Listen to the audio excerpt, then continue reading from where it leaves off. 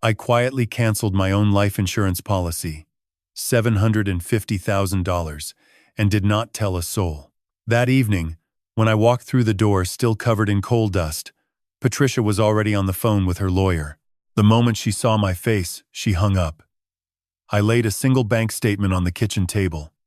63 pages of transactions. Her hands began to shake. I am truly grateful you are here with me today. Before we dive in, I would love to know, how did you discover this story?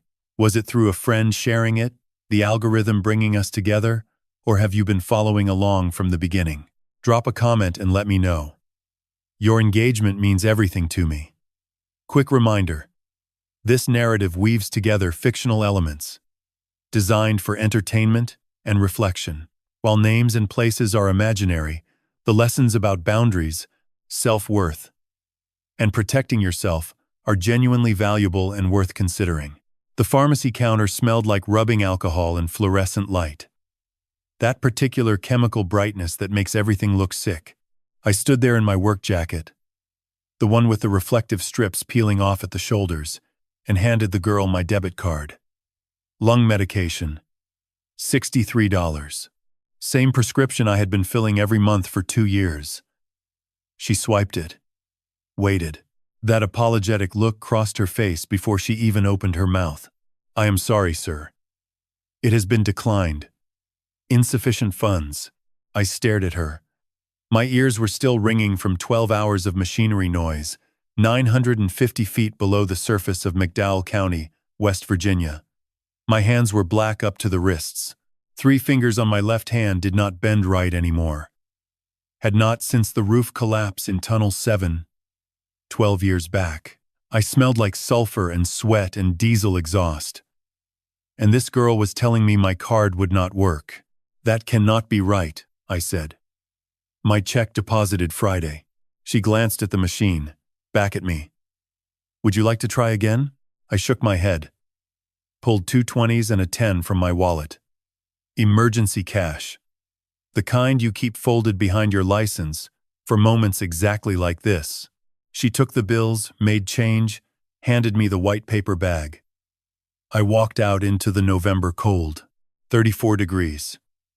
My breath came out in clouds under the parking lot lights. The truck sat where I had left it. A 2009 Silverado with rust on the wheel wells and a crack running the length of the windshield that I had been meaning to fix for 3 years. The driver's seat held together with duct tape. 263,000 miles on the odometer. I climbed in, turned the key, let the engine warm. $3,800. That is what my paycheck said every 2 weeks. After 40 years underground, after the black lung diagnosis, after the hearing loss and the spine compression and the 3 fingers that locked up every winter, $3,800 was what they decided my body was worth. And somehow, $63 for lung medication was too much. The drive home should have taken 12 minutes. Route 19 to Maple Creek Road. Left at the Old Baptist Church. 3rd house on the right. Instead, it took 40, because I sat in that pharmacy parking lot for nearly half an hour, staring at the receipt, doing math I should not have needed to do. Patricia was asleep when I got home. The house was dark except for the kitchen light she always left on. Her shoes by the door, those leather ankle boots that cost more than my work boots. Her purse on the counter, designer something. Her jacket draped over the chair, cream-colored, spotless. Everything about her side of the house was clean and new and expensive. Everything about mine was held together with tape and habit. I set my lunchbox on the counter. Took my boots off by the door. 40 years of routine. Same movements. Every night. The house smelled like her candles, vanilla and sandalwood. $60 each from that shop in Charleston. I counted 3 of them burning in the living room, wax pooling in their glass holders. The phone rang at 9:14. I almost did not answer. Unknown number. And I was tired in the way that only 12 hours underground makes you tired. Not just muscle fatigue. Bone tired. Soul tired. The kind of tired that settles into your marrow like coal dust, settles into lung tissue. I picked up anyway. Mr. Briggs? This is Allison from Consolidated Life Insurance. I am calling to confirm the recent changes to your policy. I leaned against the kitchen counter. What changes? The increase in your death benefit. From $50,000 to $750,000. The paperwork was processed on October 3rd. I just need verbal confirmation that you authorized the change. The kitchen light buzzed overhead. The refrigerator hummed. Down the hall, Patricia breathed steady and slow in our bedroom. Peaceful sleep. Untroubled sleep. I did not authorize any changes, I said. A pause on the other end. Oh. Well, the signature on file matches your name. Would you like me to send you a copy of the documentation for review? Yes. Send it. I hung up. Set the phone on the counter very carefully. The way you set down something fragile. $750,000. Someone had increased my death benefit by $700,000 without telling me. Someone whose name was on my account. Someone sleeping 40 feet away from where I stood. I walked to the bedroom doorway. Patricia lay on her side, hair fanned across the pillow, face smooth and relaxed. Beautiful at 50. She worked at it. The gym 5 days a week, the creams and serums on the bathroom counter, the hair appointments every 6 weeks. She looked peaceful. She looked innocent. $750,000. That is what my death was worth to someone. Not my life. My death. I stood there watching my wife sleep and thought about numbers. $63 for medication my lungs needed to keep working. $750,000 if they stopped. Someone wanted me worth more dead than alive. And I had a pretty good idea who. I did not sleep. Lay there in the dark, listening to Patricia breathe beside me, counting the seconds between each exhale, wondering how long she had been planning this. Wondering what else I did not know. By 4:30 I gave up pretending. Got dressed in the dark. Jeans, flannel shirt, the good jacket without the coal stains. Left before the sun came up. Before Patricia stirred. Before I had to sit across from her at the kitchen table and pretend I did not know what I knew. The Tug Fork Credit Union opened at 7. I was parked in their lot by 6:15, engine running for the heat, watching the sky turn from black to gray, to that pale November white that means snow is coming. My breath fogged the windshield. I wiped it with my sleeve and waited. Betty Parsons had handled my account for 9 years. Good woman. Quiet. The kind of person who notices things but does not say them out loud. When she unlocked the front door and saw my truck in the lot, she paused, looked at me through the glass, then held the door open. Morning, Mr. Briggs. You are here early. Need to look at something, Betty. Can you pull my account history? All of it. 3 years. She did not ask why. That is what I appreciated about Betty. She sat down at her desk, typed, clicked, waited. The printer behind her started running, and running, and running. The sound of it filled the small office like a mechanical heartbeat. Page after page after page sliding into the tray. She gathered them into a stack, tapped the edges even against her desk, slid them into a manila folder. When she handed it across, her expression was careful, neutral, professional. 63 pages, she said quietly. 3 years of transactions. I took the folder, felt its weight, heavier than I expected for pieces of paper. Thank you, Betty. She nodded once. If you need anything else, Mr. Briggs. Back in the truck, I sat with the folder on my lap. The parking lot was still empty. 7:03 in the morning. Patricia would not wake until 8. Maybe 8:30. She had nowhere to be. No job that required an alarm. Her part-time volunteer work at the church started at 10 on Tuesdays and Thursdays, if she felt like going. I opened the folder. Page 1. October. This month. The numbers started making sense immediately. Spa day, $450. Online shopping, $612. Transfer to M. Briggs, $1,200. That was Mason. Her son from her first marriage, 28 years old, and still taking money from his mother. From me. I turned the page. September. Gym membership renewal. $2,100 for the year. Hair salon. $320. Transfer to M. Briggs. $800. Restaurant charges I did not recognize. 4 of them in 1 week, totaling over $600. I had been eating bologna sandwiches underground while someone spent $600 on restaurants in 7 days, page after page. Month after month, the numbers blurred together into a river of spending that had no bottom.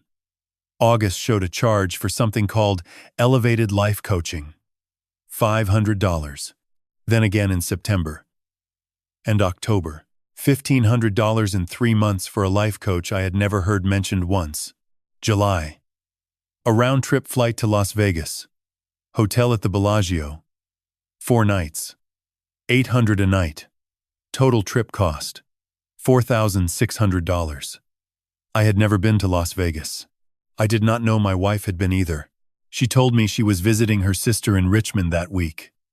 I remembered, because I had driven her to the airport, carried her suitcase to the curb, kissed her. Goodbye. The pages kept coming. June. May. April. The same patterns repeating like the seams in a coal mine. One layer after another, predictable once you knew what to look for. Mason received transfers almost weekly. Sometimes 500. Sometimes 1,500. Once, 3,000 in a single day. Always from our joint account. Always. While I was underground, I did the math on the back of an envelope from the glove box. My handwriting shaking slightly. 3 years of deposits, roughly $187,000 in total income after taxes. Current balance as of this morning, $1,242. Money that should have been there, based on reasonable expenses. Over $135,000. Gone. $135,000. I set the envelope down, picked it back up, checked my math twice, 3 times. The number did not change. 40 years underground. Black lung forming in tissue that will never heal. 3 fingers that do not work right. Hearing aids in both ears. A spine that has not stood straight since 2014, and $135,000 of it gone. Spent on spas in Las Vegas, and a 28-year-old who could not hold a job, and a life coach who charged $500 an hour. But it was page 57 that stopped my breathing entirely. A single line item dated 5 months ago. June 14th. Consultation fee. Harmon and Associates. Family law. $800. Family law. Divorce attorneys. She had already hired a lawyer. 5 months ago. While she kissed me goodnight and asked about my day underground, while she rubbed my shoulders and said she worried about me down there, while she sat in church beside me every Sunday with her hand in mine. She was sitting in a lawyer's office planning her exit. I closed the folder. Set it on the passenger seat.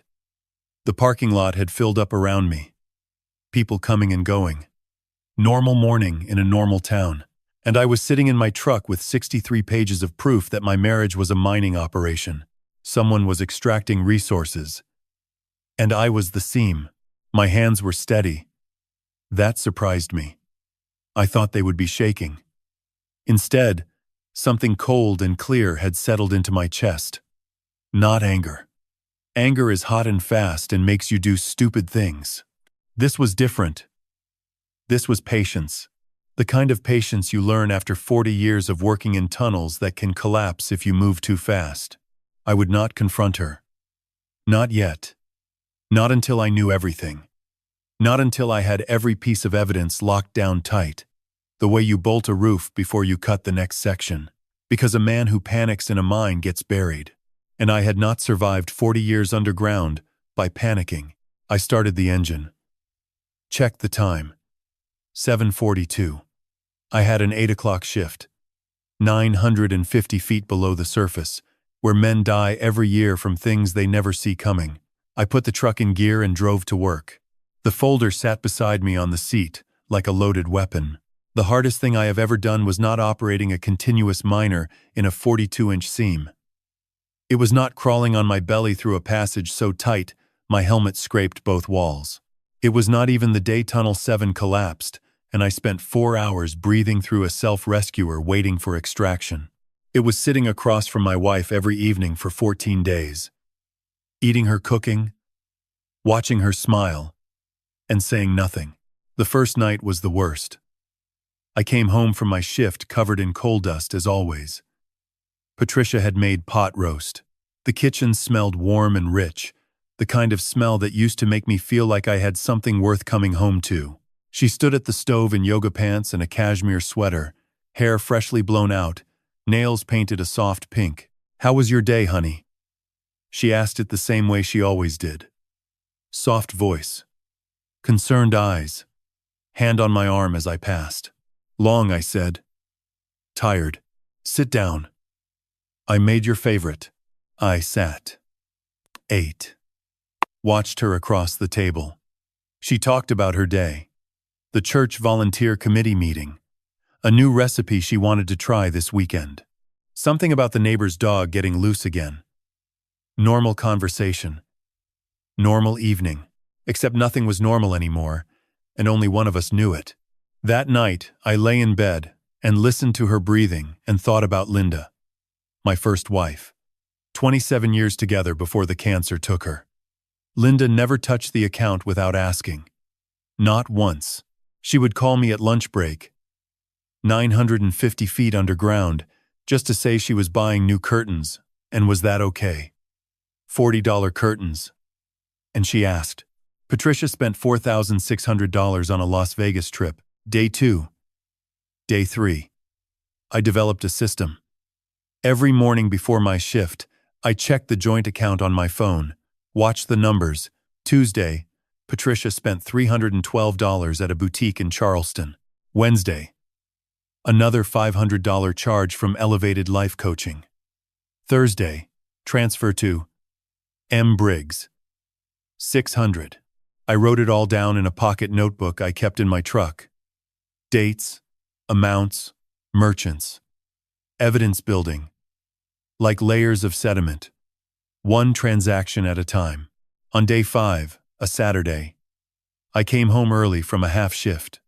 Patricia was not expecting me until 4. I pulled into the driveway at 1:30, and her Honda was gone. The house was empty. I stood in the kitchen, listening to the silence, then walked to the living room where our laptop sat on the desk. The one we shared. The one she used for email and online shopping and whatever else she did during the 16 hours a day I was either underground or sleeping. The screen was locked, but I knew the password. She had never changed it. LIND. A 2019. My first wife's name, and the year she died. Patricia had chosen it herself when we set up the computer. At the time, I thought it was sweet. Respectful. Now it felt like mockery. Her email was still logged in. The inbox loaded, and I saw it immediately. A confirmation from American Airlines. Round trip to Las Vegas. Departing December 15th. Returning December 19th. 1 passenger. Patricia Briggs. $387. Another trip. Her 7th. Booked 3 weeks from now. She had not mentioned it to me. Had not said a word about travel or time away or needing to visit anyone anywhere. I scrolled further. An email chain with Mason dated 2 days ago. His messages were short, desperate. Mom, I need $2,000 by Friday. It's urgent. Please don't tell Walt. Her reply. I will figure it out, honey. Give me until Thursday.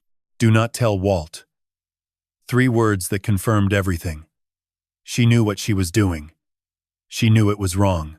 And she had been doing it for 3 years while I crawled through tunnels that could kill me any given Tuesday. I closed the email. Cleared the browser history of my visit. Left the laptop exactly as I found it. Day 7. I started paying attention to things I had never noticed. The tags on her clothes. Not Walmart. Not Target. Nordstrom. Anthropology.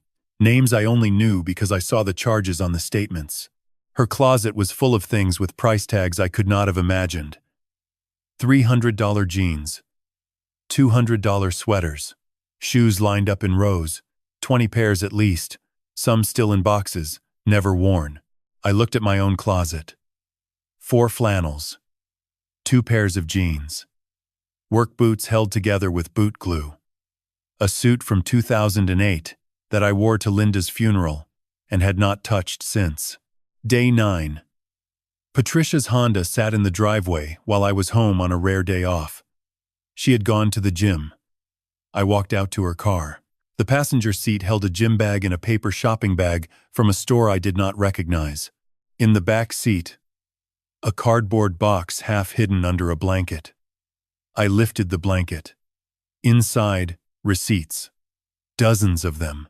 Crumpled, folded, shoved into the box like evidence someone meant to destroy, but never got around to. Spa visits, restaurant bills, a hotel receipt from somewhere called the Greenbrier. $700 a night. 2 nights. I had never heard of the Greenbrier. I had never been invited. I put the blanket back. Walked inside. Made coffee. Sat at the kitchen table and drank it slowly. Day 11. She came home from her Tuesday church volunteer work, smelling like perfume that was not hers. Not the vanilla scent she wore at home. Something sharper. Muskier. She kissed my cheek. Asked about my shift. Started dinner. I said nothing. Day 13. Thursday evening. I was reading the newspaper at the kitchen table when her phone buzzed on the counter. She was upstairs in the shower. I did not touch it. But the screen lit up with a preview. A text from someone named V. Friday still on? Same time? V. Not Victor yet. Just a letter. But I filed it away in the back of my mind, alongside everything else. Another piece. Another layer. Day 14. 2 weeks of silence. 2 weeks of watching and cataloging and holding my tongue while my wife performed the role of loving spouse with the skill of someone who had been rehearsing for years. I knew about the money. I knew about the lawyer. I knew about Las Vegas and Mason and the coaching sessions and the mystery person named V. I knew my life insurance had been raised to $750,000 without my knowledge or consent. What I did not know yet was the full picture. The why behind the how. The endgame she was working toward. But I was about to find out. Because on night 14, at 2:17 in the morning, her phone lit up on the nightstand. And this time, I saw the full message. A text from someone listed as Savannah Hare. But the message had nothing to do with hair.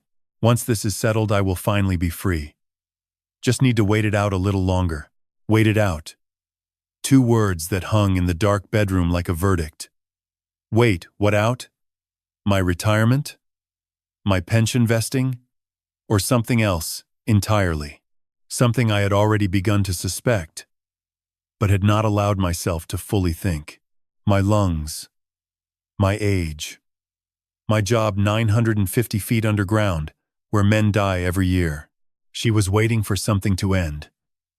And the only thing between her and $750,000 was my heartbeat. Sleep does not come the same after you learn someone is waiting for you to die. You lie there in the dark, and every sound becomes a question. The furnace kicking on. The house settling. Your wife shifting beside you. Her hand drifting toward your side of the mattress in the unconscious habit of someone who has practiced intimacy so long it happens without thinking. 2:17 in the morning. I was awake. Had been since midnight. Patricia slept, facing away from me, her breathing slow and even. The bedroom was cold. November had deepened into something that felt permanent. The kind of Appalachian winter that seeps into the walls and stays. I reached for my phone on the nightstand. Opened the banking app. The blue light of the screen made everything look clinical. Surgical. I scrolled through the transaction history. Not reading anymore, but studying. Looking for patterns, the way I look for fractures in a coal seam. Weaknesses. Stress points. Places where the structure fails. And I found them. The transfers to Mason. M. Briggs. They followed a pattern as predictable as a pay cycle.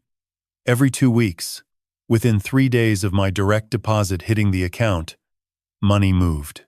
500, 800, 1,200. Once, 3,000 in a single transaction. Always between 2 and 4 in the morning. Always when I was either sleeping or already underground, preparing for the first cut of the day. I pulled the notebook from my nightstand drawer, the one I had been keeping since day 2. Flipped to a clean page and started writing. Every transfer to M. Briggs, every date, every amount. The math took 20 minutes. $43,600. In 3 years. To a 28-year-old man who had never held a job longer than 4 months, I knew about Mason, Patricia's son from her first marriage. He visited sometimes. Holidays mostly. Thin kid with nervous eyes and hands that never stopped moving. He talked too fast about things that did not matter and avoided questions about work or plans or anything that required a future tense. I had assumed he was lost. Aimless. The kind of young man who had not figured himself out yet. Now I understood it differently. The nervous energy. The desperation in his voice when he called his mother. Always at odd hours. Always urgent. The way Patricia's face tightened when her phone rang after 10 at night. The hushed conversations in the bathroom with the door closed and the water running. Gambling. The pattern screamed it. Irregular amounts. Urgent timing. Middle-of-the-night transfers that suggested deadlines. Someone who owed money to people who did not wait politely. I had seen it before in the mines. Young guys who started with sports betting apps on their phones and ended up owing amounts that swallowed their paychecks whole. Mason owed money, and Patricia paid it. With my paycheck. 3 times in 3 years, the debt cleared and then rebuilt itself like water, filling a hole you keep digging. $43,600 poured into a pit that had no bottom. I closed the app. Lay back against the pillow. The ceiling was invisible in the dark. Beside me, Patricia made a small sound in her sleep. Content. Comfortable. I thought about what $43,000 meant in my body. At $3,800 per paycheck, that was roughly 11 and a half paychecks. 23 weeks of work. 23 weeks of breathing coal dust through a respirator. 23 weeks of 95 decibel machinery grinding against rock. 23 weeks of crawling through spaces no human body was designed to occupy. For a gambling debt that was not mine. For a son that was not mine. For a problem no one told me existed. 5:45. My alarm would go off in 15 minutes. I got up anyway. Dressed in the dark, made coffee in the kitchen, while the sky outside turned from black to gray. The routine was automatic. Thermos filled, lunchbox packed, boots laced, hard hat by the door. My phone rang at 6:03. I was already in the truck, engine warming, coffee in the cup holder. The caller ID, said Hank Calloway. Hank had been on my crew for 30 years. Started the same month I did. We had survived 3 roof falls together, 2 equipment failures, and 1 evacuation that took 11 hours. He was the closest thing I had to a brother. Morning, Hank. Stu. His voice was gravel and coffee. You? Working today? Same as always. A pause. The kind of pause Hank used when he was choosing his words carefully. He was not a man who wasted language. You sound different, he said. I watched the windshield fog with my breath. Wiped a clear spot with my sleeve. Different. How? I do not know. Off. Like something is sitting on you. Been noticing it all week. Hank noticed things. That was what made him good underground. He could hear a roof bolt failing before the instruments caught it. Could feel a change in air pressure that meant trouble 3 sections away. 30 years of paying attention to things that could kill you makes a man observant. Just tired, I said. Another pause. Longer this time. Then, all right. But if you need to talk, you know where I am. I know. He hung up. Simple as that. No pressure. No prying. Just an open door. That was Hank. An anchor point in a world that had started shifting under my feet. I drove to the mine. Clocked in. Rode the cage down 950 feet into the earth. The elevator dropped for 3 minutes, steel cables singing overhead.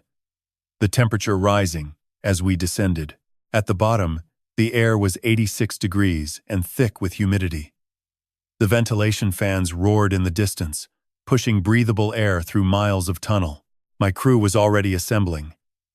Tommy checking the continuous miner. Big Pete loading roof bolts onto the supply cart. And Kyle Dawson, the new guy, 8 months on the crew, standing near the entrance to Section 4 with his phone in his hand. He looked up when I passed.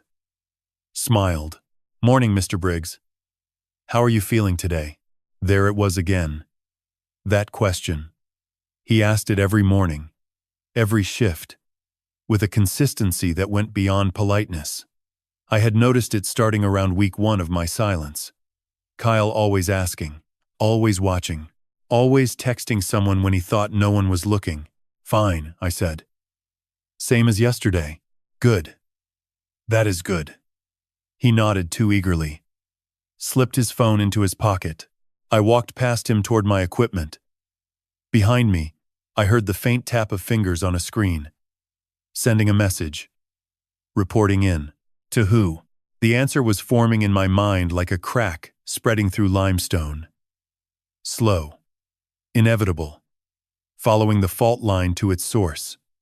Someone had asked Kyle Dawson to watch me, to report on my health, to track whether I was fine or not fine, whether I was strong or weakening, whether the lungs and the age and the 40 years of damage were finally catching up. Someone who had 750,000 reasons to care about the answer. I picked up my drill and walked into the darkness. 950 feet of rock between me and the sky. Between me and the truth. Between me and the woman who slept beside me every night waiting for this mountain to do what she did not have the courage to do herself. I waited 3 more shifts before I said anything to Kyle. Watched him. Counted his questions. Logged his texting patterns, the way I log roof pressure readings. Methodical. Patient. The data confirmed what I already knew. Every shift. Within 10 minutes of arriving at the surface, Kyle pulled out his phone and typed something. Quick message. Never more than 30 seconds. Then the phone went back in his pocket and he walked to his car like nothing happened. Every single shift. On a Thursday, end of week 3, I made my move. The cage brought us up at 4:15. November dark already. The parking lot, lit by sodium vapor lamps that turned everything orange and sickly. The crew dispersed to their vehicles. Tommy waved goodnight. Big Pete fired up his diesel truck with that throaty rumble. Hank lingered near his car, glanced at me. I gave him a small nod. He understood. Drove off. Kyle was walking toward his Chevy Colorado, phone already in his hand. Thumb moving across the screen. I angled my path to intercept. Casual, unhurried. The way you approach a piece of equipment that might be unstable. Kyle. He looked up. Startled. The phone screen was still lit. I could not read it from this distance, but I saw the messaging app open. Green bubble half-typed. Mr. Briggs. Hey. Good shift today. Walk with me a second. His face changed. Subtle. But I caught it. A tightening around the eyes. The look of someone who has been expecting this conversation without knowing when it would come. He slipped the phone into his jacket pocket. The message unsent. Sure. Everything okay? I led him toward the far end of the lot. Away from the other trucks. Away from the security cameras on the equipment shed. The air was sharp, mid-30s. Our breath visible under the lights. Coal dust still coated both our faces. His was lighter, 8 months underground versus my 40 years. His lungs still pink. I stopped near the chain-link fence that bordered the tree line, turned to face him. He stood with his hands in his pockets, weight shifting from one foot to the other. Young, nervous, but not guilty. Not yet. How long has my wife been paying you? I asked. The question hit him like a concussion blast. His whole body flinched. Not a dramatic reaction. A real one. Genuine surprise mixed with something else. Fear, maybe. Or shame. What? I am not. She is not paying me. I waited. Said nothing. Let the silence do what silence does in a mine. Fill the space. Amplify the pressure. Make things crack. Kyle broke in under 10 seconds. She is not paying me, Mr. Briggs. I swear. She just asked me to keep an eye on you. Said she was worried about your lungs. About your age. She said the doctors told her your condition was getting worse, and she did not want you to hide it from her if something happened down there. He said it fast. All at once. Like he had rehearsed this explanation in case he ever needed it. Like he believed every word. When did she ask you? He swallowed. June. Right after I started. She came up to me in the parking lot one morning. Said she was your wife. Said she loved you and was scared every day you went down. Asked if I could just text her after each shift. Let her know you were okay. And you did. Every shift. Yes, sir. She gave me her number. I text her when we come up. Just a quick message. He is fine today. Or, seemed tired but, okay. That kind of thing. His eyes were pleading now. I was trying to help. She seemed so worried. I thought I was doing something good. I looked at him. 34 years old. Earnest face. The kind of kid who was raised to respect his elders and help when asked. Trish would have seen that immediately. Would have known exactly which buttons to push. The concerned wife. The dangerous job. The request framed as love. Kyle, I said. My wife increased my life insurance to $750,000 without telling me. She has drained $135,000 from our joint account over 3 years. She hired a divorce lawyer 5 months ago, and she has someone watching my health in the mine. The color left his face the way light leaves a tunnel when the power fails. All at once. Complete darkness. What? She does not want to know if I am okay, Kyle. He stared at me. Processing. I watched it happen in real time. The realization spreading across his features like a crack through stressed rock. Every text he had sent. Every report. Every reassuring message that his older coworker was fine today. Still breathing, still standing. All of it feeding information to someone who was waiting. Tracking. Counting down. Oh God. His voice was barely audible. She asked me to tell her if anything happened down there, if you got hurt, or sick, or, he could not finish. Did not need to. I know, I said. Mr. Briggs. I swear I did not know. I thought she was just a worried wife. I thought I was helping. Jesus. Jesus Christ. I believe you. She is very convincing. He was shaking now. Not from the cold. From the understanding of what he had been part of without knowing. A surveillance operation disguised as love. A death watch dressed up as concern. What do you need me to do? His voice had changed. Harder. The softness burned away by what he now knew. I need you to keep texting her. Same as always. He is fine today. Seemed good. Normal reports. Do not change anything. Do not let her know that you know. He nodded. Fast. Determined. And if she asks anything specific, if she pushes for details about my health, my breathing, my energy, you tell me exactly what she said. Word for word. Done. Kyle straightened up. His jaw set.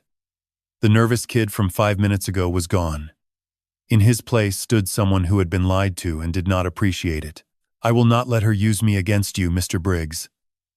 "Not anymore." I extended my hand. He took it. Firm grip. Coal dust. On both our palms. An agreement sealed the way. Men seal agreements in places where your life depends on the man beside you. "One more thing," I said. "Hank knows something is wrong. He does not know what. When the time comes, I will tell him everything. But for now, this stays between us." "Understood." We walked back to our trucks. The parking lot was nearly empty now.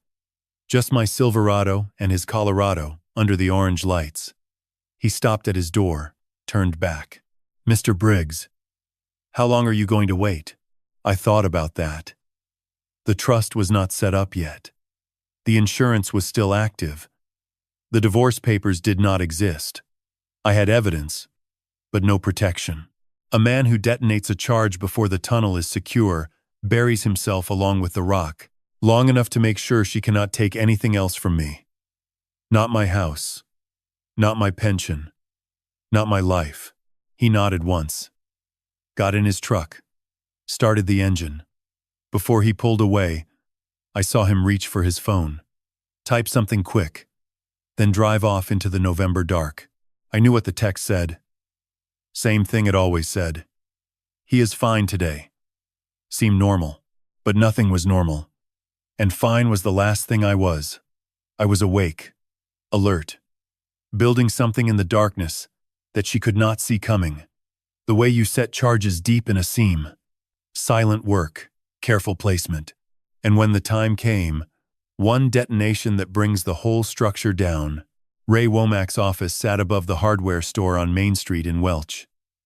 A narrow staircase with creaking treads led up to a door with frosted glass and gold lettering that had faded to brown over the decades.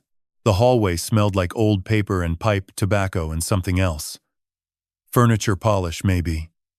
The kind of scent that accumulates in a place where serious conversations have been happening for 40 years. I had been here once before. 5 years ago, when Linda died, and I needed someone to handle the will. Ray had been efficient and kind, in equal measure. He charged me $800 and never rushed me when I could not stop talking about her. Now I was back. Different wife. Different problem. His secretary was not in yet. 8:15 on a Monday morning. But Ray was. I could see the light under his door. I knocked twice. "Come in." He was behind his desk. 63 years old, same as me. Silver hair combed back neat. Reading glasses low on his nose. A coffee mug with a West Virginia University logo sitting beside a stack of folders. He looked up, recognized me, and his expression shifted from professional pleasantry to something more alert. "Mr. Briggs." He stood, extended his hand across the desk. "It has been a while. Please, sit down." I sat in the leather chair across from him, set my folder on my knee. The folder had grown since Betty handed me those 63 pages. Now it held the pages, plus my notebook, plus printed screenshots of emails, plus the insurance policy documents I had requested from Consolidated Life.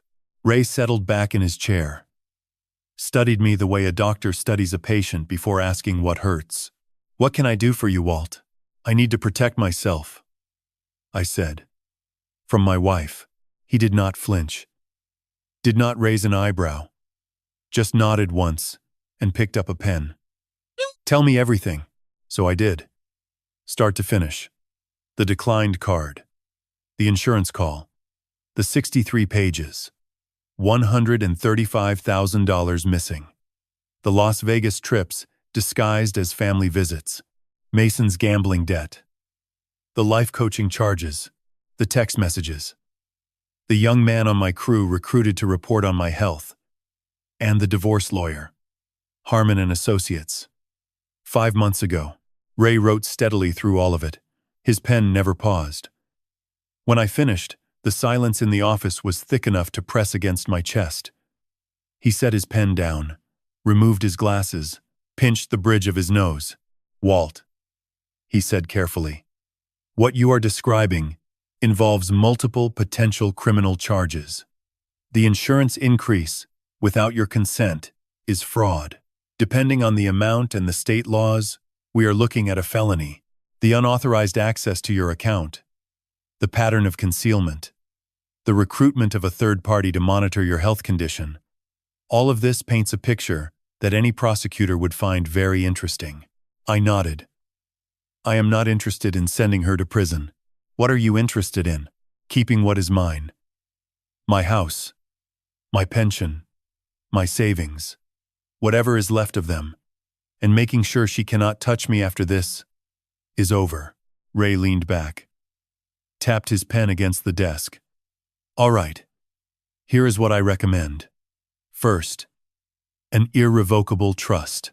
We move your house, your pension benefits, and your savings account into a trust structure that cannot be altered or revoked once it is signed. That means no one, not Patricia, not her lawyer, not a divorce court judge, can access those assets. They exist behind a legal wall. I listened. The words sounded like bolts being driven into a roof. Structural. Permanent. Second, we cancel that life insurance policy immediately.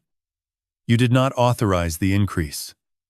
That gives us grounds to void the entire policy. She gets zero. Not the $50,000 original. Not the $750. Nothing. Third, he continued, we file for divorce. On your terms. With your timeline. Given the evidence of financial fraud and the unauthorized insurance increase, you have overwhelming grounds. No-fault states still consider dissipation of marital assets, and $135,000 is not a gray area. He paused, looked at me directly. But here is the important part, Walt. We do all of this simultaneously. The trust is signed, the insurance is canceled, the divorce is filed, all on the same day or within the same week. By the time she knows what happened, every door is already closed. She cannot move money because the accounts are protected. She cannot claim the house because it is in the trust. She cannot wait for you to die because the policy is canceled. She has nothing. How long? I asked. 2 weeks to draft the trust documents and get them reviewed. The insurance cancellation is a phone call once we have documentation of the fraud. The divorce petition takes 3 days to prepare. Total, 2 weeks. Maybe less if I push it. Can you push it? He smiled. Thin. Professional. The smile of a man who had seen this kind of thing before and took personal satisfaction in the legal architecture of protection. For a case like this, yes. I can push it. I pulled out my wallet. What do you need from me today? A retainer. $2,000. And copies of everything in that folder.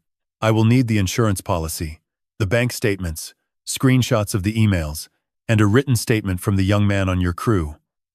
Kyle. Was it? Kyle Dawson. He will cooperate. Good. Ray stood, extended his hand again. Walt, I want to be clear about something. What your wife has done is not just wrong. It is criminal. The insurance fraud alone carries 2 to 5 years in this state. If you ever change your mind about prosecution, you have enough evidence to bury her. I shook his hand. I do not want to bury her. I just want her out of my life. He nodded. Understood. But keep the evidence regardless. You never know when you might need leverage. I walked down those creaking stairs and out onto Main Street. The morning air was cold and sharp. December now. The hardware store below Ray's office had Christmas lights in the window, red and green blinking against the gray morning. Across the street, Mabel's diner was filling up with the breakfast crowd. Normal people living normal lives. I drove to the mine. Clocked in. Rode the cage down. The folder was locked in my glove compartment now. The retainer check was in Ray's desk. The clock was running. 2 weeks. 14 days. I had already survived 14 days of silence. I could survive 14 more. Because a man who rushes a detonation before the charges are set properly does not bring down the wall. He brings down the ceiling. On himself. I would not rush. I would wait. And when every bolt was in place, every charge wired, every exit route mapped, then and only then would I light the fuse. Patricia would never see it coming. The same way I never saw $135,000 leaving my account. The same way I never saw a $750,000 bet placed on my death. Fair is fair. It was a Friday. End of week 3. Patricia left for the gym at 9:15, same as every morning. I watched from the kitchen window as her Honda backed out of the driveway. She waved at the neighbor walking his dog. Bright smile. Perfect posture. The image of a woman with nothing to hide. I waited until the car disappeared around the bend on Maple Creek Road. Counted to 60. Then, walked to the living room. The laptop sat on the desk by the window. Open. Screen dark but not locked. She had been checking something before she left and forgotten to close it. 3 years of taking my money without consequence builds a certain kind of confidence, the kind that makes you careless. I touched the trackpad. The screen lit up. Her email inbox. Already open. Already logged in. I clicked the search bar and typed Harmon. 7 results. The most recent dated 4 days ago. I opened it. From Richard Harmon. Harmon and Associates Family Law. Subject. Timeline consultation and strategy update. Patricia. Per our discussion Tuesday, I want to reiterate my recommendation regarding timing. Given your husband's occupation, underground coal mining, 40 years of exposure, his documented medical conditions, black lung disease stage 2, hearing loss, spinal compression, and his age, 63, the most advantageous timeline for you would be to wait for natural resolution. His occupation carries a statistical fatality rate of 23 per 100,000 workers annually, and his specific health profile suggests declining function over the next 2 to 5 years. In this scenario, you would receive the full $750,000 life insurance benefit plus survivor pension benefits, estimated $2,200 per month for life, plus sole ownership of the residence. However, if you prefer not to wait for natural resolution, the alternative strategy remains viable. West Virginia law requires a minimum of 5 years of marriage for a spouse to claim equitable distribution of pension benefits. Your marriage is currently at 4 years and 2 months. If you file after the 5-year mark, approximately June of next year, you would be eligible for up to 50% of his accumulated pension. My recommendation remains unchanged. The natural resolution path offers significantly higher financial return. Given his health trajectory, the expected timeline is 2 to 5 years. Best regards, Richard Harmon, Esquire. Natural resolution. A legal euphemism for my death. A polite way of saying, wait for the coal dust and the darkness and the pressure to finish what 40 years started. Wait for his lungs to stop. Wait for the mountain to crush him. I clicked forward in the thread. Found Patricia's reply. Sent 40 minutes after Harmon's email. Richard, thank you. I will continue with the current approach. The gym contact, Kyle, reports he is stable, but showing increased fatigue. His breathing seems worse on longer shifts. One question. If something were to happen sooner than expected, workplace accident, for example, would there be any complications with the insurance claim given the recent increase? Patricia, the gym contact. That was what she called Kyle. And her question at the end, if something were to happen sooner, she was asking whether an accidental death underground would trigger an investigation into the insurance increase. She was not just waiting for me to die. She was wondering if it would happen fast enough. I sat back. The house was silent. Her candles burned on the coffee table. Vanilla and sandalwood. The smell made me nauseous now. I pulled 3 USB drives from my jacket pocket. Bought yesterday at the dollar store. I plugged the first into the laptop, copied the entire email thread. Second drive, copied. Third, copied. Then I forwarded the thread to my own email address. Confirmed delivery. 4 copies. 4 locations. If she deleted everything tomorrow, the words were preserved.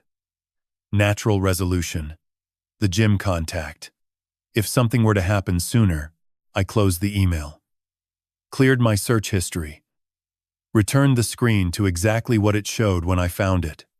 Then, I walked to the kitchen and called Ray Womack. He answered on the second ring. Move faster, I said. Everything done in 1 week. Not 2. What changed? I found the email from her lawyer, advising her to wait for my death. She asked him if a workplace accident would complicate the insurance claim. Silence. 5 seconds. 10. Trust documents ready Monday, Ray said. His voice had changed. Harder. Insurance cancellation Tuesday. Divorce petition Wednesday. Everything locked by Thursday. Good. Walt.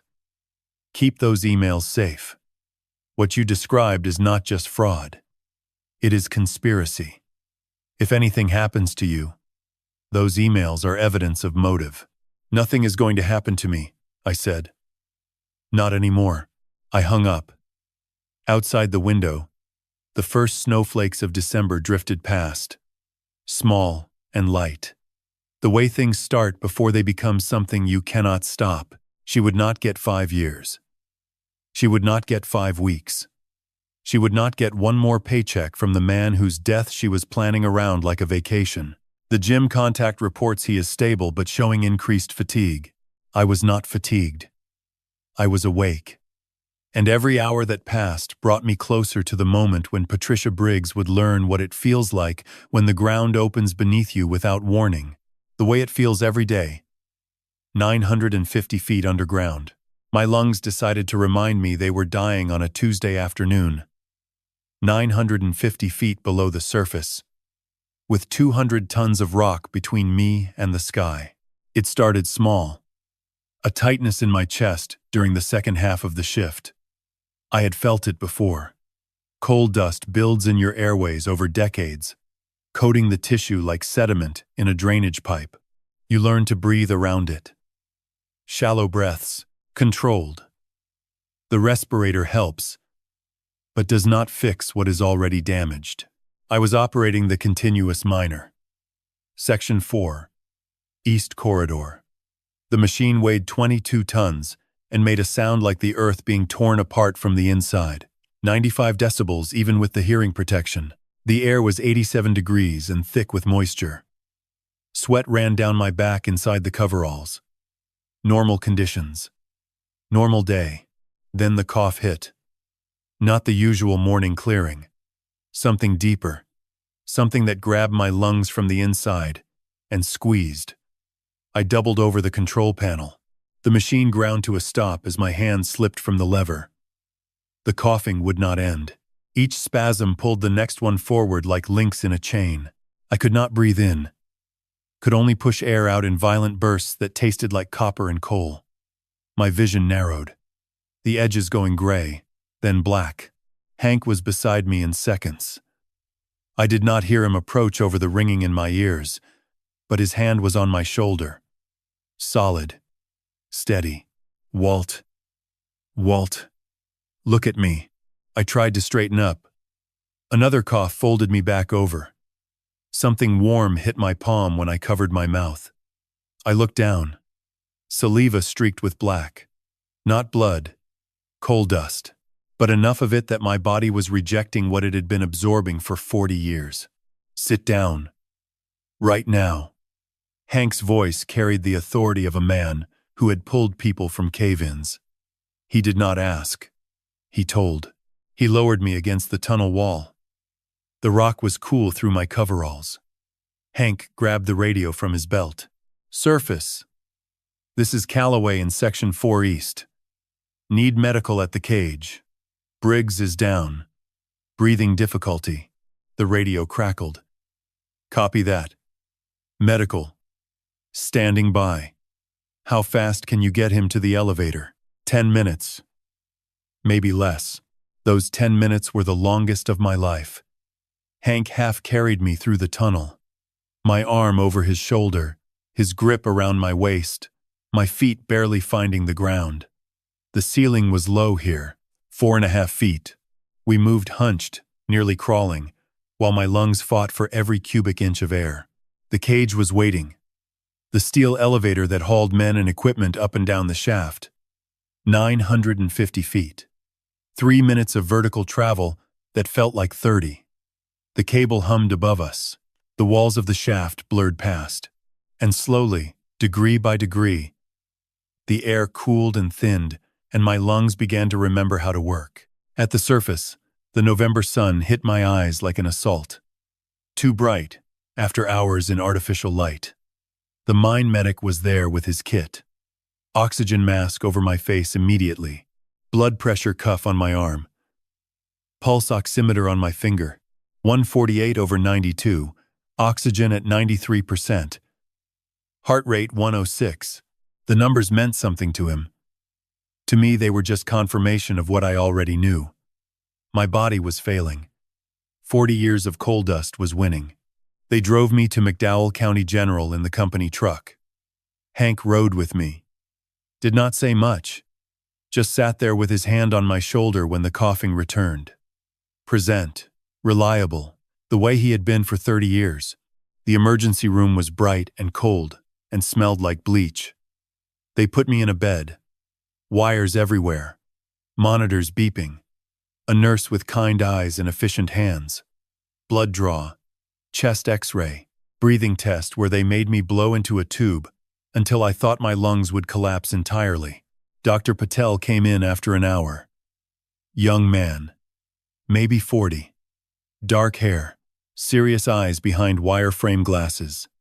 He held a clipboard. And a look I recognized. The look people give you before they say something you do not want to hear. Mr. Briggs. Your pulmonary function test shows 61% capacity.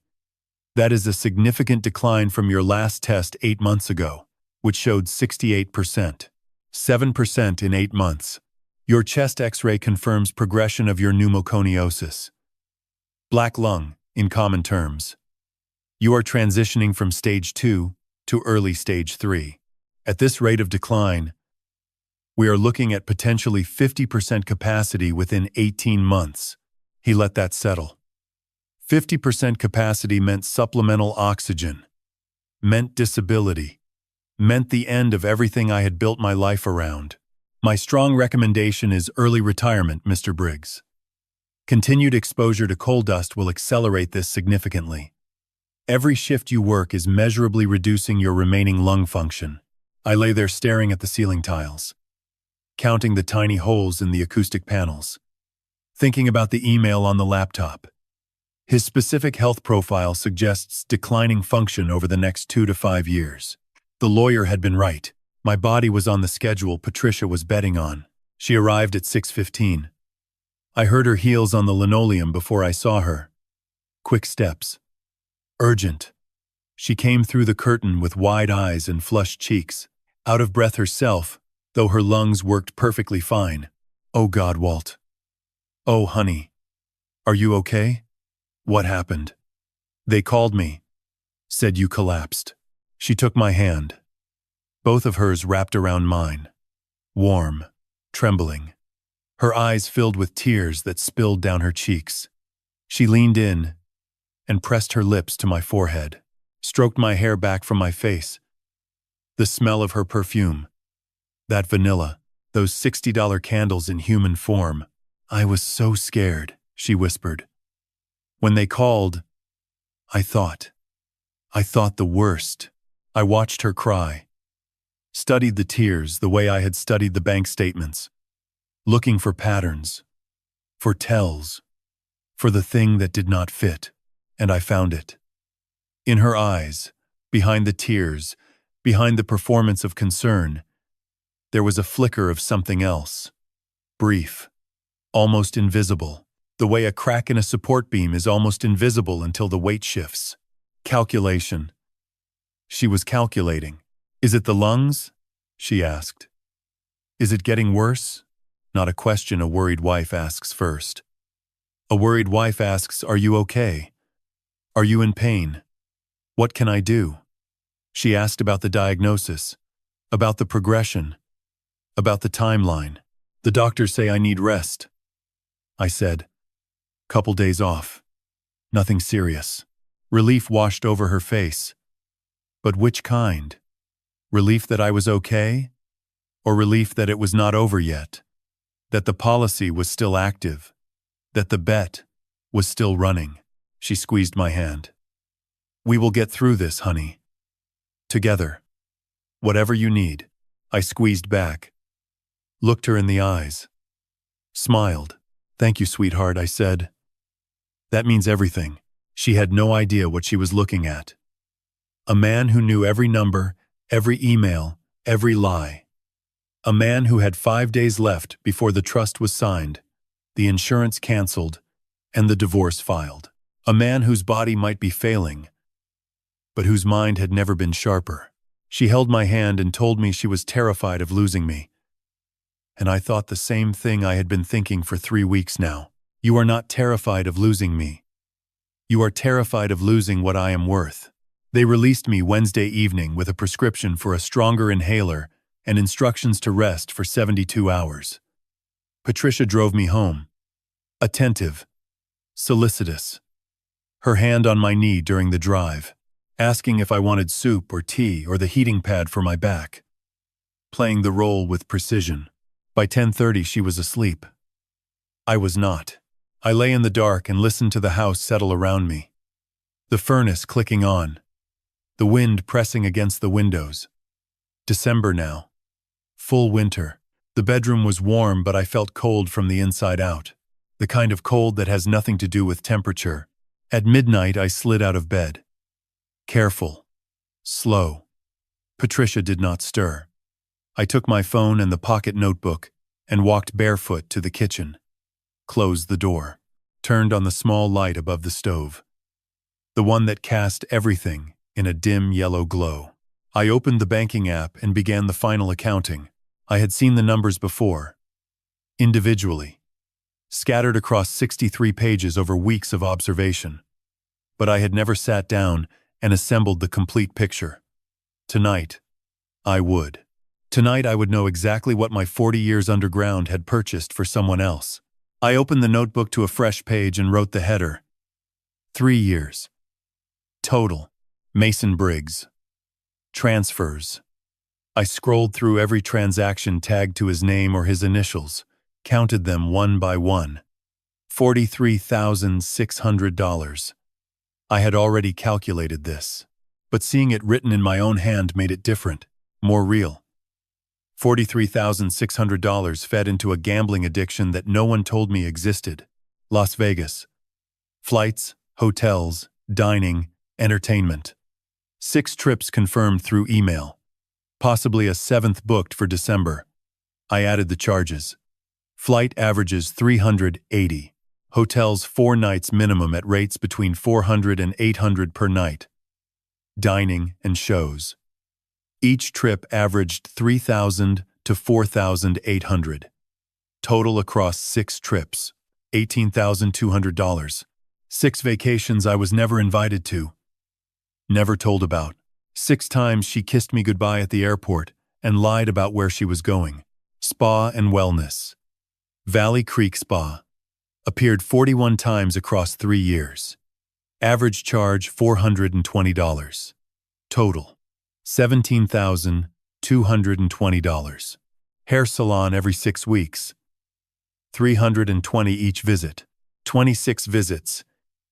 $8,320. Combined beauty and wellness.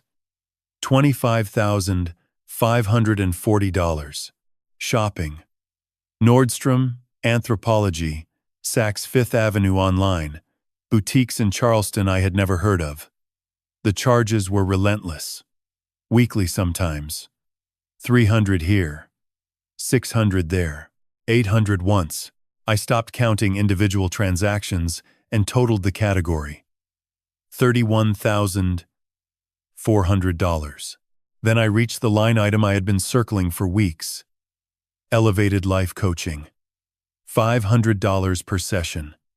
Appearing twice monthly for 18 months. 36 sessions total. $18,000. $18,000 for a life coach.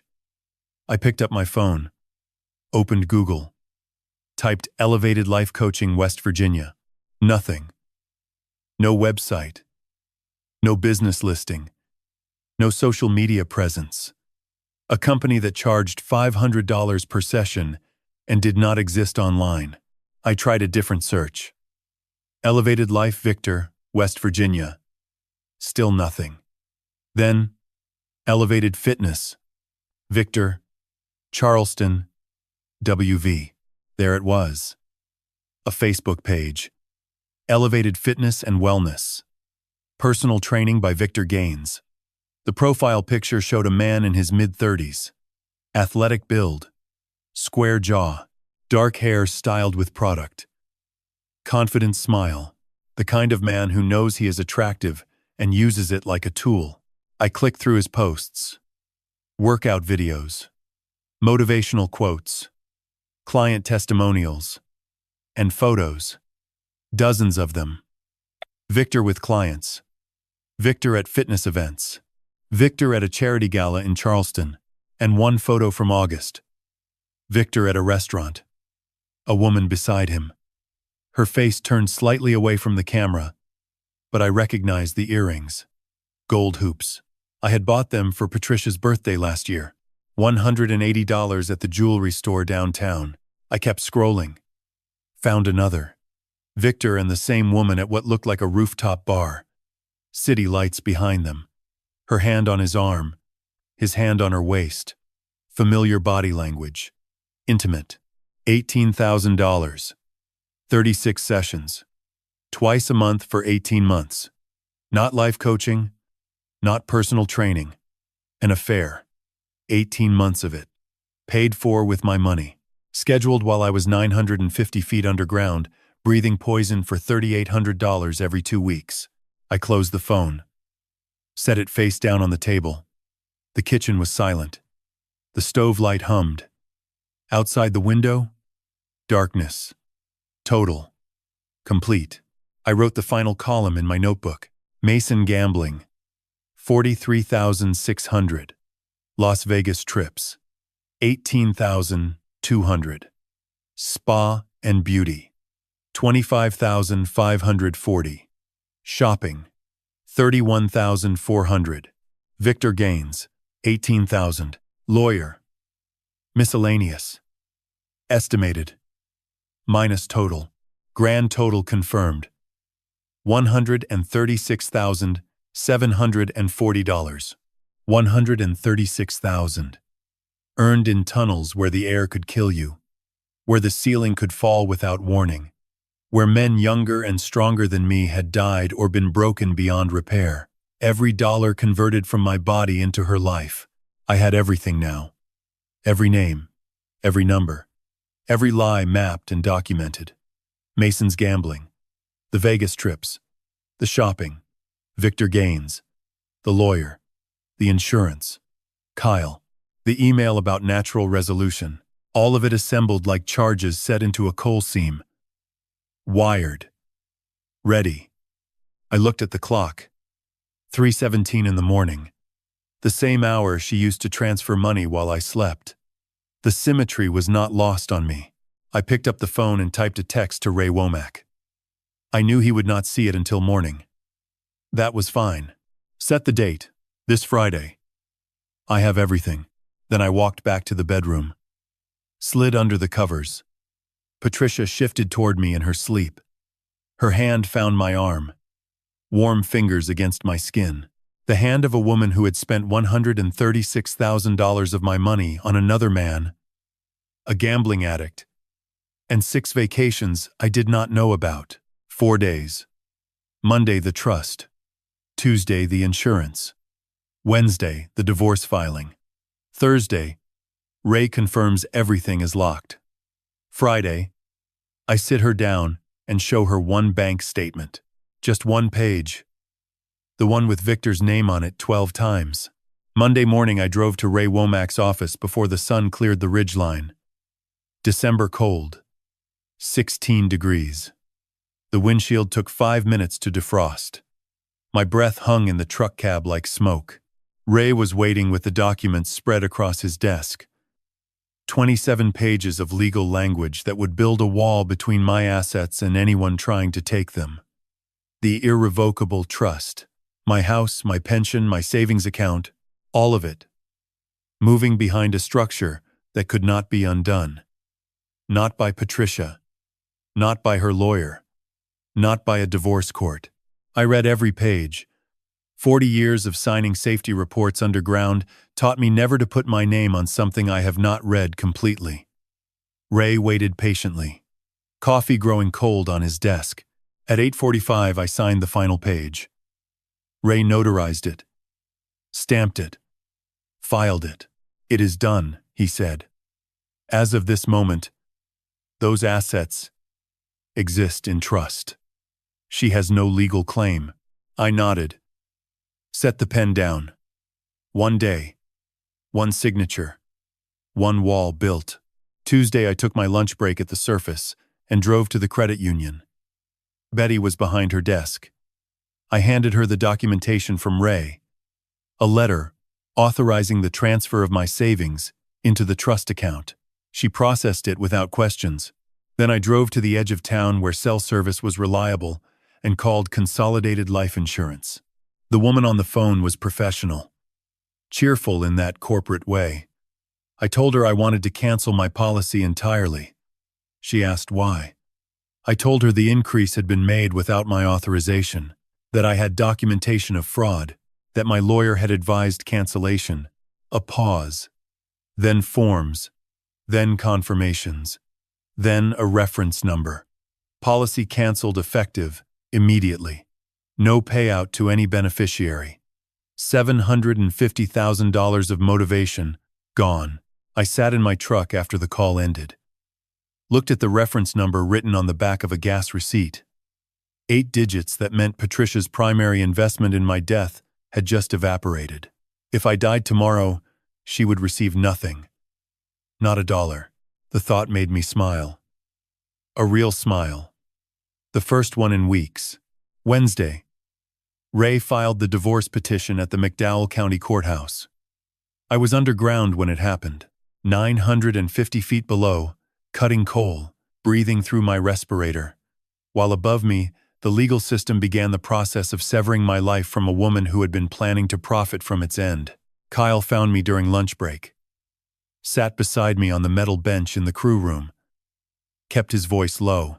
She texted me this morning. Asked more questions than usual. What kind of questions? How does he look? Does he seem tired? Has he mentioned any pain? I chewed my sandwich. Bologna on white bread. Same as always. What did you tell her? Same as always. He seems fine. Normal shift. Good. Keep it up. 2 more days. Kyle nodded. His jaw tight. He hated this. I could see it. The deception went against his nature, but he understood why it mattered. 2 more days of normal. 2 more days of she does not know. Then it would not matter what Kyle reported, because there would be nothing left for her to wait for. Thursday. Ray called me at 4:15. I was in the parking lot. Shift just ended. Coal dust still on my face. Everything is locked, Walt. Trust is filed and recorded. Insurance is canceled and confirmed. Divorce petition is served tomorrow morning. She will receive it by 10 a.m. No. I said. Do not serve it tomorrow morning. A pause. Why not? Serve it Saturday morning. I want Friday night first. Another pause. Longer. Then understanding. You want to tell her yourself. I want her to hear it from me before she reads it on paper. I want to see her face. Ray was quiet for a moment. Then, all right. Saturday service. But Walt, be careful Friday night. Do not say anything that could be used against you. Do not threaten. Do not raise your voice. Present the facts and let them speak. I will. Friday. I left work at 3. Stopped at the grocery store. Bought 2 steaks. Potatoes. Asparagus. A bottle of wine that cost more than I usually spent on a week of food.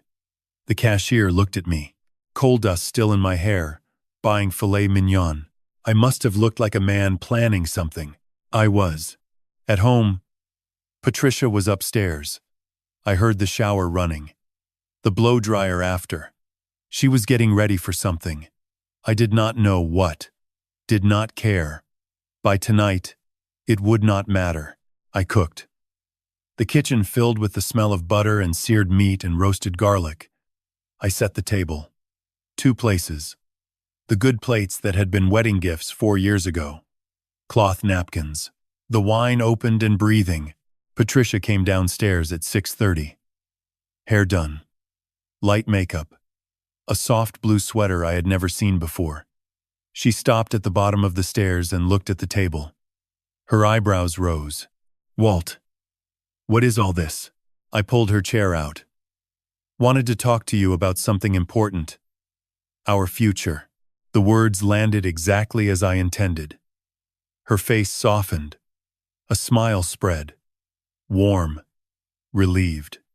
She thought she knew what this was. A man who had just been in the hospital. A man whose lungs were failing. A man talking about the future. She thought I was going to say retirement. Maybe move somewhere warmer. Maybe finally slow down and let her take care of me. She sat. I poured the wine. We ate. She talked about real estate in the Carolinas, about a friend who retired to Hilton Head, about how nice it would be to wake up without snow on the ground. I let her talk. Let her build the future she imagined. The one where I retired early, and she managed the pension checks, and the life insurance stayed active, and the clock kept ticking toward her payday. We finished dinner. I cleared the plates, poured the last of the wine into her glass. Then I sat back down across from her. The kitchen light was warm overhead. Her face was open, happy, trusting. I reached beneath my chair where I had placed the folder before she came downstairs. Manila envelope. Inside, 63 pages. But I did not pull them all out. Just one, page 47. The one with 12 charges from Elevated Life Coaching. $500 each. Victor Gaines. 12 times on one page. Like a rhythm. Like a heartbeat. Like evidence. I slid it across the table. Set it in front of her beside the wine glass. Let us start with this, I said. She looked down. Read the page. The color left her face like water draining from a cracked pipe. Fast at first. Then slow. Then completely gone. The wineglass trembled in her hand. She set it down carefully. Her eyes came up to meet mine. And in them, I saw something I had been waiting 5 weeks to see. Fear. Real fear. The kind that comes when you realize the ground beneath you is no longer solid. When the supports have been removed one by one in the dark, and you never heard it happening. She stared at the page for a long time. 10 seconds. 20. Her eyes moving across the numbers like someone reading a sentence they cannot parse. 12 entries. 12 times the name Elevated Life Coaching appeared beside the number 500. $6,000 on a single page. Her throat moved. A swallow. Then she looked up. Her composure was cracking but not yet broken. She was trying to find the angle, trying to figure out how much I knew and how much was guesswork. This is my personal training, she said. Victor is my trainer at the gym. I have been working on my fitness. That is all. I said nothing. Let the silence stretch. The kitchen clock ticked on the wall. The wine sat untouched in her glass now. Red liquid catching the overhead light. I reached into the folder. Pulled out a second page. Slid it beside the first. American Airlines. Round trip to Las Vegas. June 14th. 1 passenger. Patricia Briggs. You told me you were visiting your sister in Richmond. Her lips parted. Closed. I pulled another page. Another flight. August 9th. Las Vegas again. You told me it was a church retreat in Charlottesville. Another page. October 2nd. Las Vegas. You told me it was a wellness conference. 3 pages in a row. 3 lies side by side. She was gripping the edge of the table now, knuckles white. The soft blue sweater suddenly looked wrong on her. Costume, not clothing. Those were. I needed time away. You work so much. I was lonely.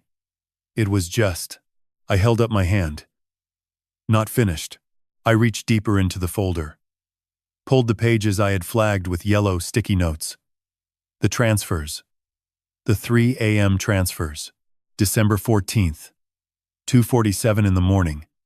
Transfer to M. Briggs. $1,200. January 3rd. 3:08 a.m. Transfer to M. Briggs. $800. January 19th.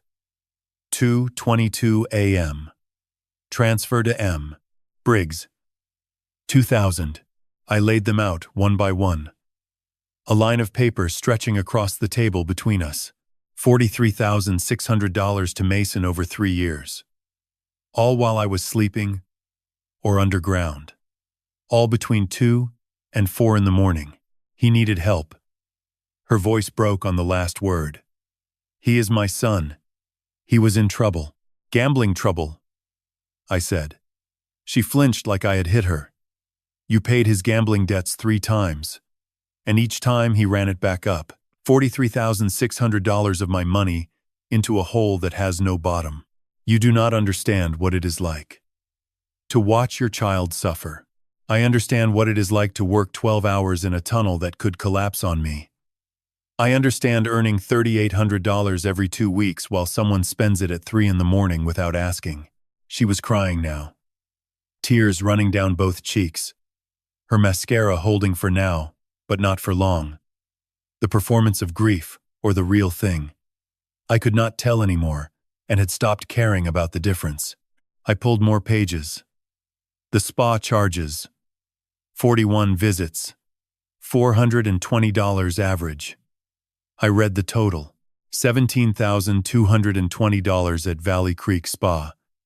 Hair salon. $8,320. Shopping. Nordstrom. Anthropology. Saks. $31,400. I stacked the pages as I read.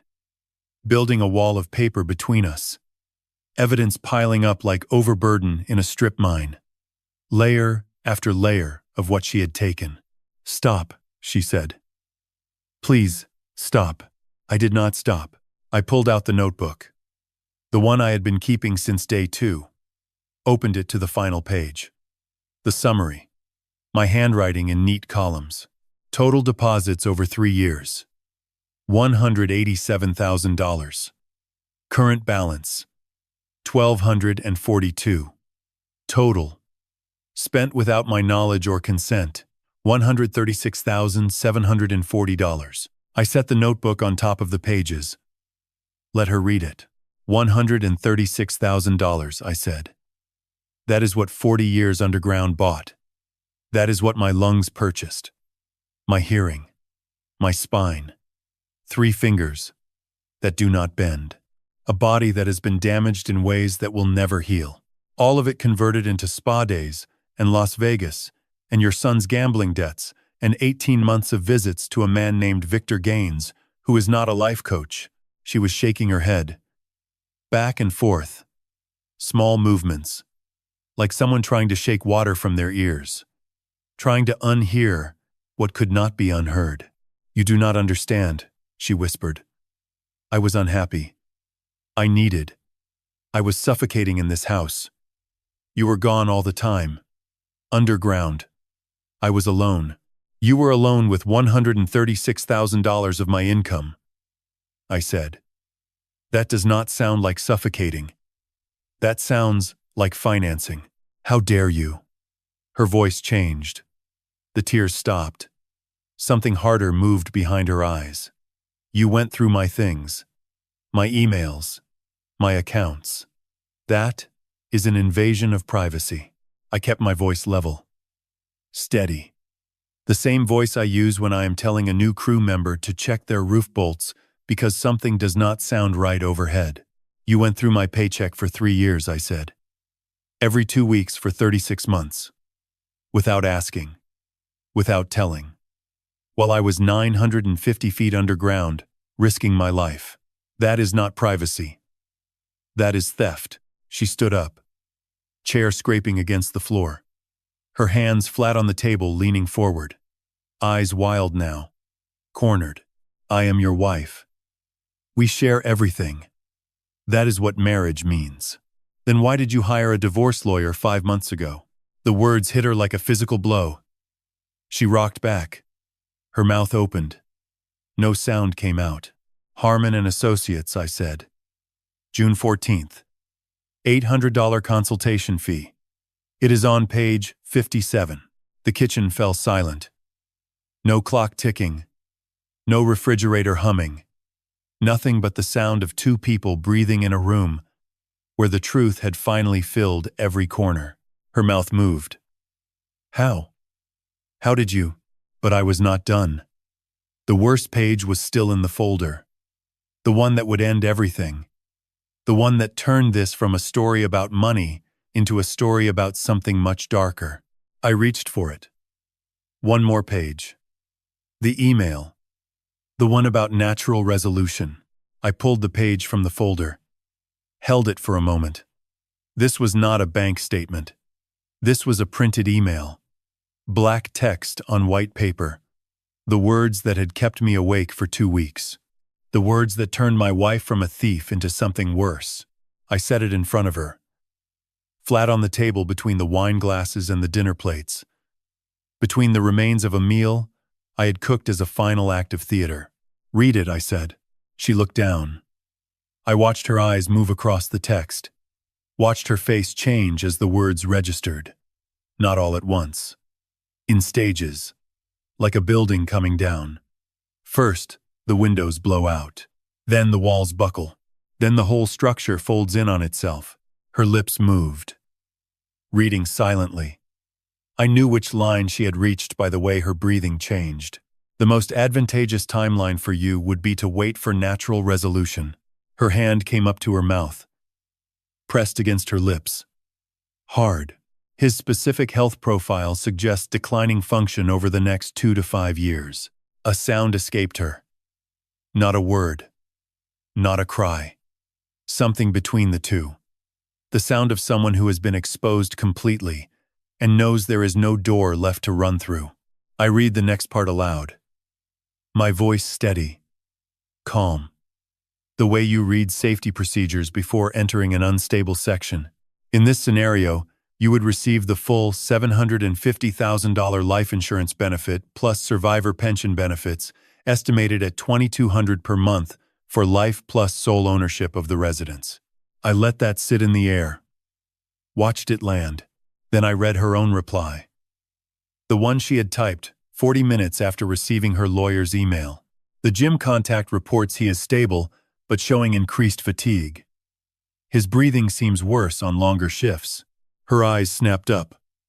Wide. Panicked. One question, I continued. If something were to happen sooner than expected, workplace accident, for example, would there be any complications with the insurance claim given the recent increase? The kitchen was absolutely silent. No clock, no furnace, nothing. Just the weight of those words hanging between us like gas in an unventilated tunnel. One spark, and everything would ignite. I did not write that, she said. Her voice was a whisper. Barely there. I did not mean it like that. Richard was just. It was hypothetical. I was not. You were not what, I said. You were not waiting for me to die? You were not tracking my health through a man you planted on my crew? You were not calculating which was more profitable, my death or a divorce after 5 years? She was sobbing now. Full body shaking. Hands covering her face. The mascara running in dark streaks down her cheeks. The blue sweater rising and falling with each ragged breath. I let her cry. did not comfort her, did not touch her. I sat and waited the way I wait for unstable ground to settle before moving forward. When the sobs slowed, when her breathing found something like rhythm again, I spoke. Here is what has already happened, I said. I did not ask permission, and I did not give warning. Just the way you did not ask or warn before you took $136,000 from me. She looked up, eyes red, face ruined. Monday. I signed an irrevocable trust. My house, my pension, and my savings are now in a legal structure that cannot be accessed by you or any lawyer you hire. Not Harmon. Not anyone. Those assets no longer exist in my name. They exist in the trust. And the trust is locked. Her mouth opened. The word came out cracked. What? Tuesday. I canceled the life insurance policy. The entire policy. Not just the increase. All of it. If I die tomorrow, you receive $0.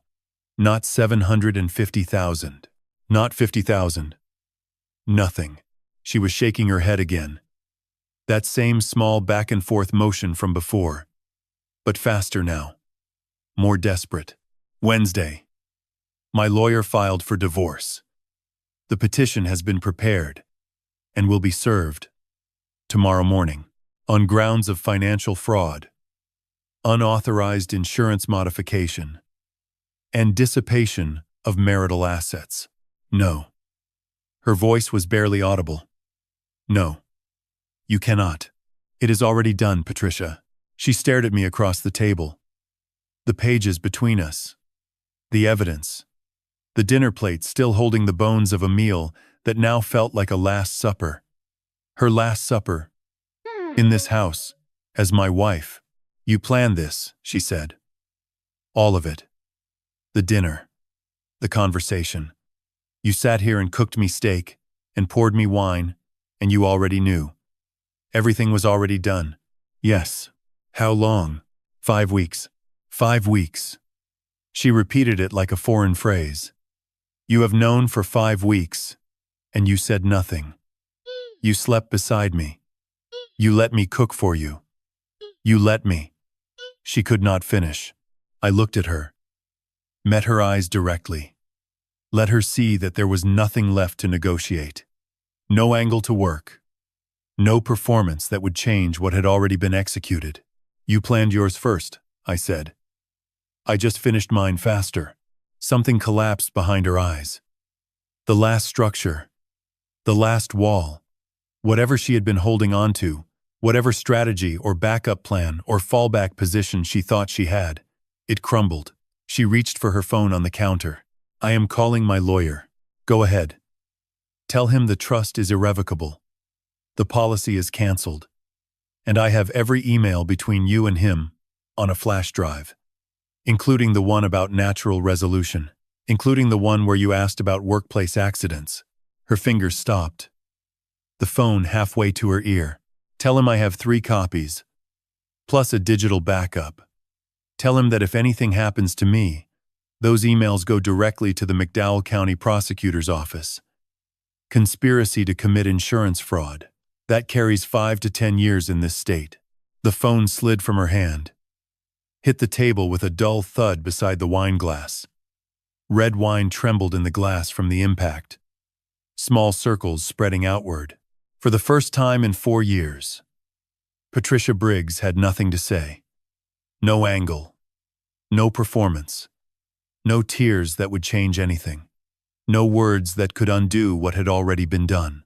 I stood up, gathered the pages into the folder, straightened the edges, tucked it under my arm. The divorce papers arrive tomorrow morning, I said. You can contest it if you want, but your lawyer will tell you there is nothing to gain. The assets are protected, the insurance is gone, and the evidence I have would make any courtroom very uncomfortable for you. I walked to the doorway, stopped, turned back one more time. She sat at the table, alone, surrounded by the remains of dinner and the ghost of a plan that had just died in front of her. The candlelight caught the tears still wet on her face. The gold earrings I had bought her glinted at her ears. "You have until the end of the month to find another living arrangement," I said. "That is 23 days. More than generous, given the circumstances." Then I walked upstairs, closed the bedroom door, sat on the edge of the bed and unlaced my boots, set them side by side on the floor, lay back against the pillow. Downstairs, silence. Complete. Total. The silence of someone who has run out of moves. I closed my eyes, and for the first time in 5 weeks, I slept. Saturday morning, the doorbell rang at 9:45. Patricia was in the kitchen. I was in the workshop. I heard her open the door, heard a man's voice, professional and flat. Then, silence. Then the sound of the front door closing. Hard. The divorce papers had been served. Ray confirmed by text. Delivered and signed for 9:43 a.m. The rest of Saturday passed in stages. First came the crying. Raw. Ugly. The sound of someone whose reality had been rewritten overnight. Then came the phone calls. Her mother in Virginia. 40 minutes. "He is throwing me out. He planned the whole thing." Her friend Diane. 20 minutes. Same victimhood rehearsed. Third call. Her lawyer. Harmon. Her voice was urgent. "Can we fight the trust? Can we challenge it? Is there anything?" The call lasted 12 minutes. When it ended, something broke. Glass against the wall. Then more crying. Harmon had given her the answer I already knew. Irrevocable means irrevocable. Sunday she tried contrition. Monday, anger. Tuesday, a note on the kitchen table. "This is not over. I have rights." Wednesday, silence. Thursday, more crying. Each day a different strategy. None of them worked. None of them could. The walls were already built. The doors already sealed. Friday evening. Day 7 after the confrontation. Headlights swept across the front window. An old Honda Civic. Faded blue paint. Dented fender. Mason Briggs stepped out. I had not seen him since Thanksgiving last year. He looked worse. Thinner. Dark circles under his eyes like bruises. His jacket hung loose. His hands shook as he walked toward the door. Patricia must have called him. Sent her son to do what she could not. He sat on the edge of the couch, perched like something ready to bolt. Patricia was upstairs. I heard her door open. She was listening. "Mom called me," Mason said. His knee bounced rapid and uncontrolled. "She said you are kicking her out, that she has nowhere to go." I sat in my chair. "Did she tell you why?" "She said you found some things." "Some things." I let that hang. $43,600 to you over 3 years, Mason. Gambling debts. 3 times you ran it up. 3 times she paid it off. With my money, while I was 950 feet underground, earning it with my lungs and my back. He did not deny it. His head dropped lower until his face was in his hands. "I know," he said, voice muffled. "I know what I am." The room was quiet. Upstairs, Patricia's footsteps had stopped. Frozen on the landing. "I cannot stop," Mason said. "I have tried. 4 times. I have deleted the apps, closed the accounts, but I always go back. Always find a way." He looked up. Eyes wet. Red-rimmed. The eyes of someone drowning. 28 years old and looking 50. "How much do you owe right now?" I asked. 32,000. I nodded. "Your mother gave you 43,000 of my money, and you are 32,000 in the hole again. 75,000 total fed into something that will never be full." He nodded, small, ashamed. I leaned forward. "I am not going to give you money, Mason. Not $1. Not ever." He flinched. But I am going to say something your mother should have said 3 years ago. You need help. Professional help. 30 days minimum in a facility where they take your phone and your access to everything that feeds this." He was crying quietly, tears on a face too young for this much damage. "I do not have insurance. I cannot afford. There are places. State-funded. Sliding scale. I looked it up after I found the statements. After I saw what your addiction cost, I looked it up because part of me wanted to believe you were sick, and sick people deserve a chance to get well." Something shifted in his expression. Surprise. The beginning of something that might become gratitude. "I do not know if I can do it," he said. I thought about my first day underground. 19 years old, terrified. Thousands of tons of rock over my head. "You do not have to know," I said. "You just have to show up on day one." He sat for a long time, then stood, wiped his face with his sleeve. "I think I want to try," he said. "That is enough. Wanting to try is enough." He left without going upstairs, without seeing his mother. The Civic coughed to life. Headlights swept back across the window as he reversed out. Upstairs, Patricia's door closed softly. She had heard everything, and for the first time, she had not intervened, had not swooped in to rescue, had not offered money that was not hers to give. Maybe that was progress. Maybe not. It did not matter to me anymore. The U-Haul pulled into my driveway on a Saturday morning in January. 14 degrees outside.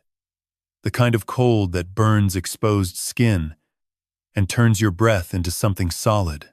I heard the diesel engine from the workshop before I saw it, that deep rumble backing up. The beep beep beep of the reverse alarm cutting through the still morning air. I was sanding the oak side table I had started 2 weeks ago. A simple project. 4 legs. A flat surface. Something to set a coffee mug on beside my reading chair. My hands moved on autopilot while I watched through the workshop window. Patricia came out of the house first. Heavy coat. Knit hat pulled low. No makeup. She looked small against the white landscape. Snow had fallen overnight.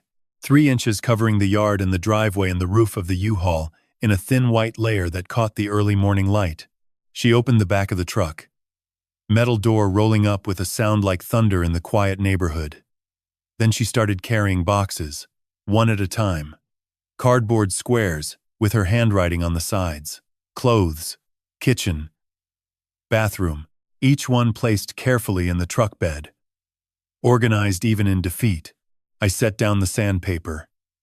Poured coffee from my thermos. Watched. By 8:30 she had made 15 trips. Her coat was unzipped now despite the cold. Steam rising from her body. Her face flushed with effort.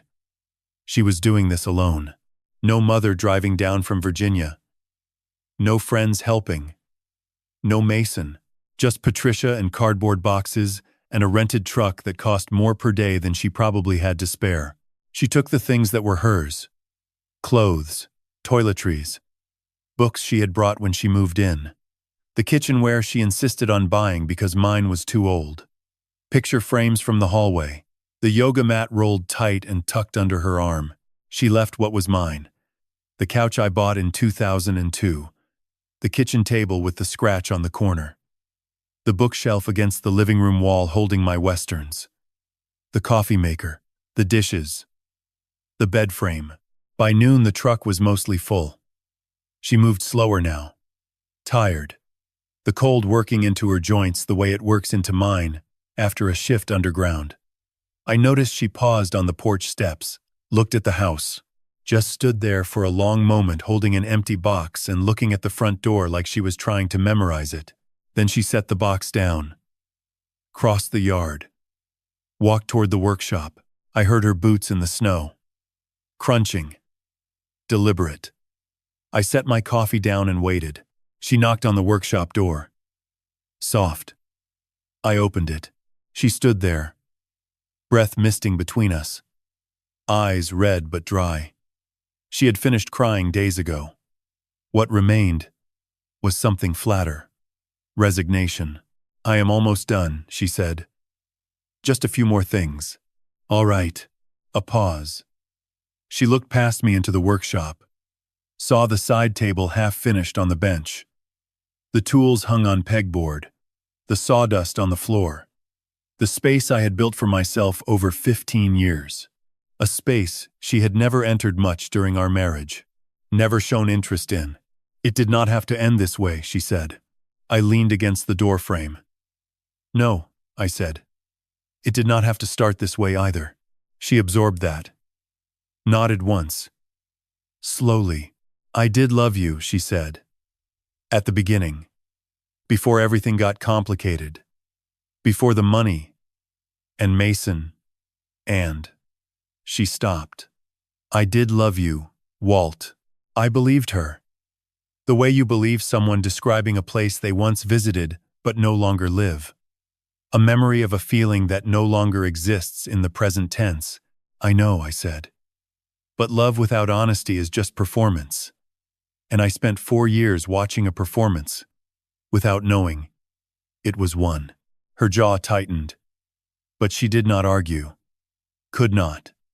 The evidence was too complete.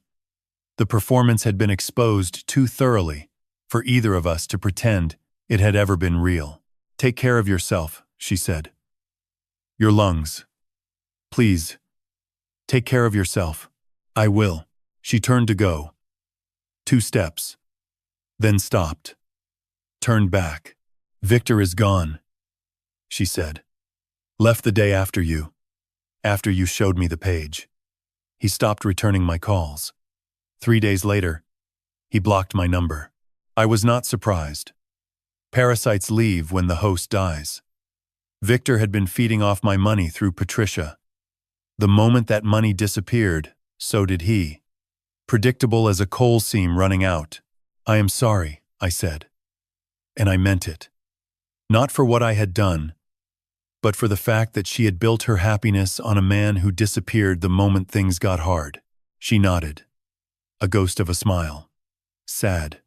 Self-aware. Then she walked back through the snow to the house. Carried the last 2 boxes to the truck. Closed the metal door. Locked it. She got in the cab.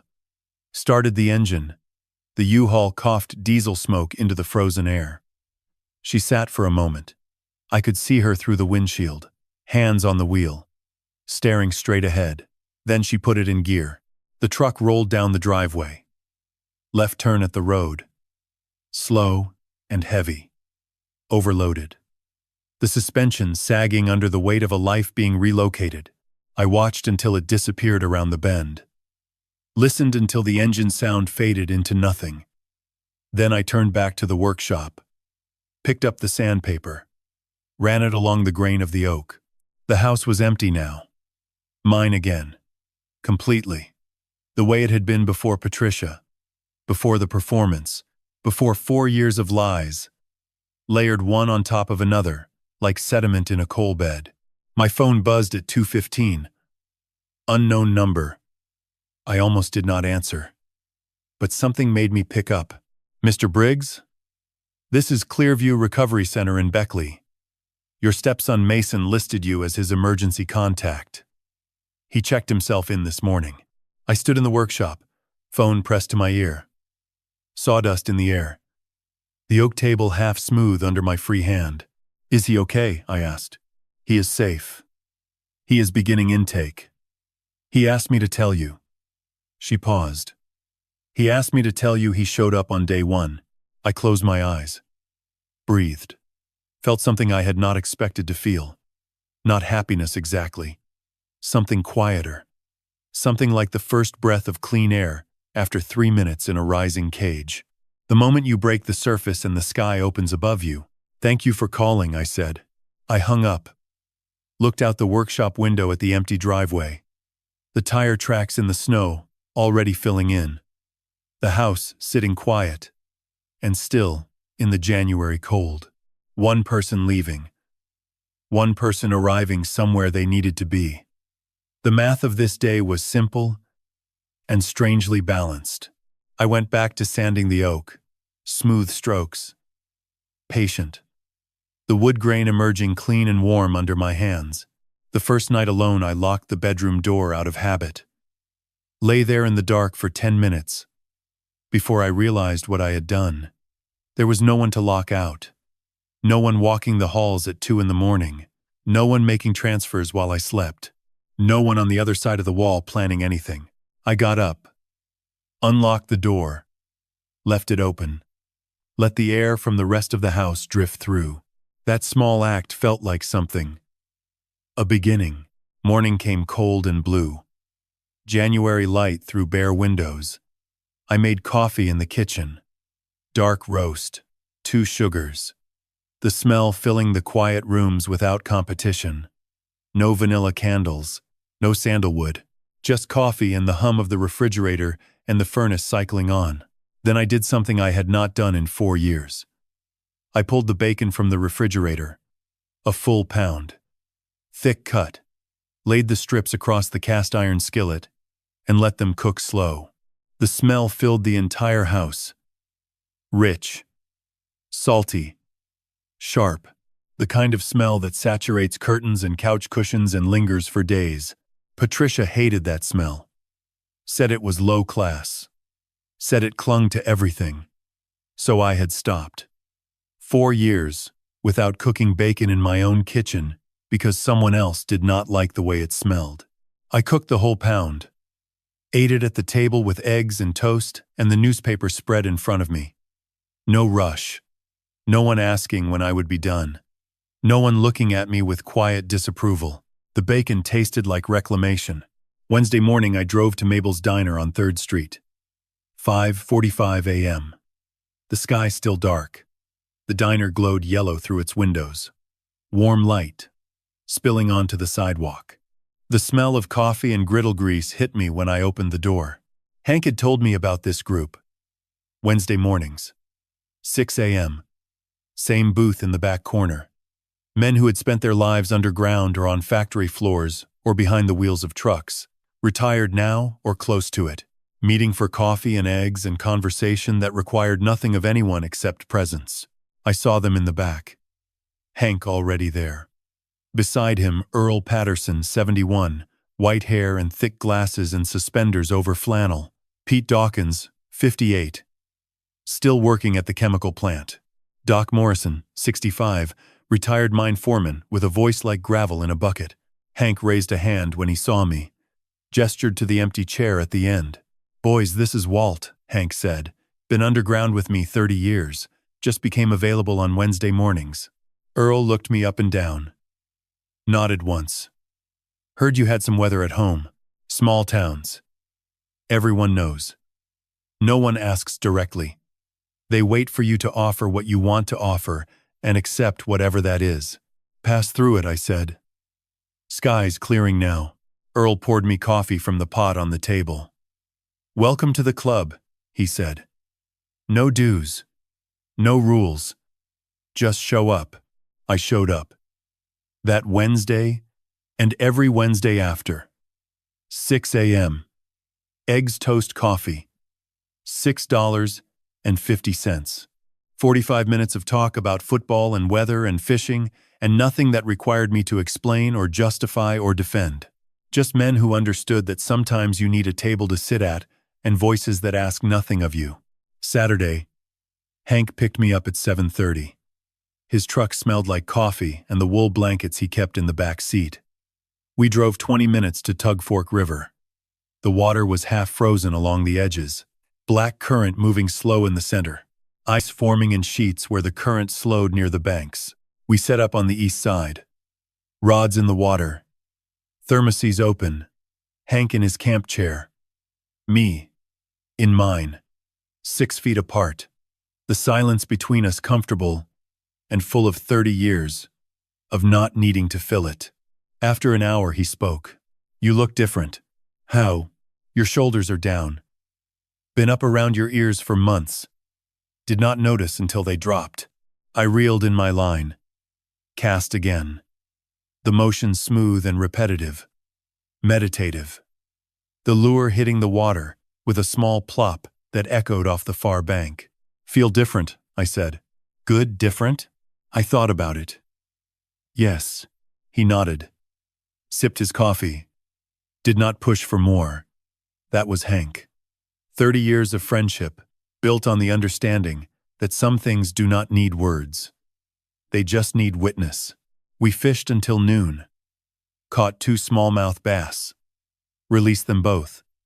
It was never about the fish.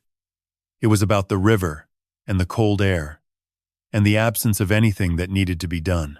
The luxury of unstructured time, of stillness without anxiety. Sunday evening I checked my bank account. Not from fear, from curiosity. The number on the screen was $4,100. My paycheck from Friday, minus the usual expenses. Electric, water, groceries for one, gas for the truck. $4,100. Sitting where I left it. No mysterious withdrawals. No 3 a.m. transfers. No charges from spas or airlines or gambling sites.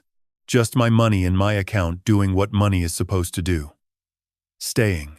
I stared at that number for a long time. $4,100 felt like more than a balance. It felt like proof.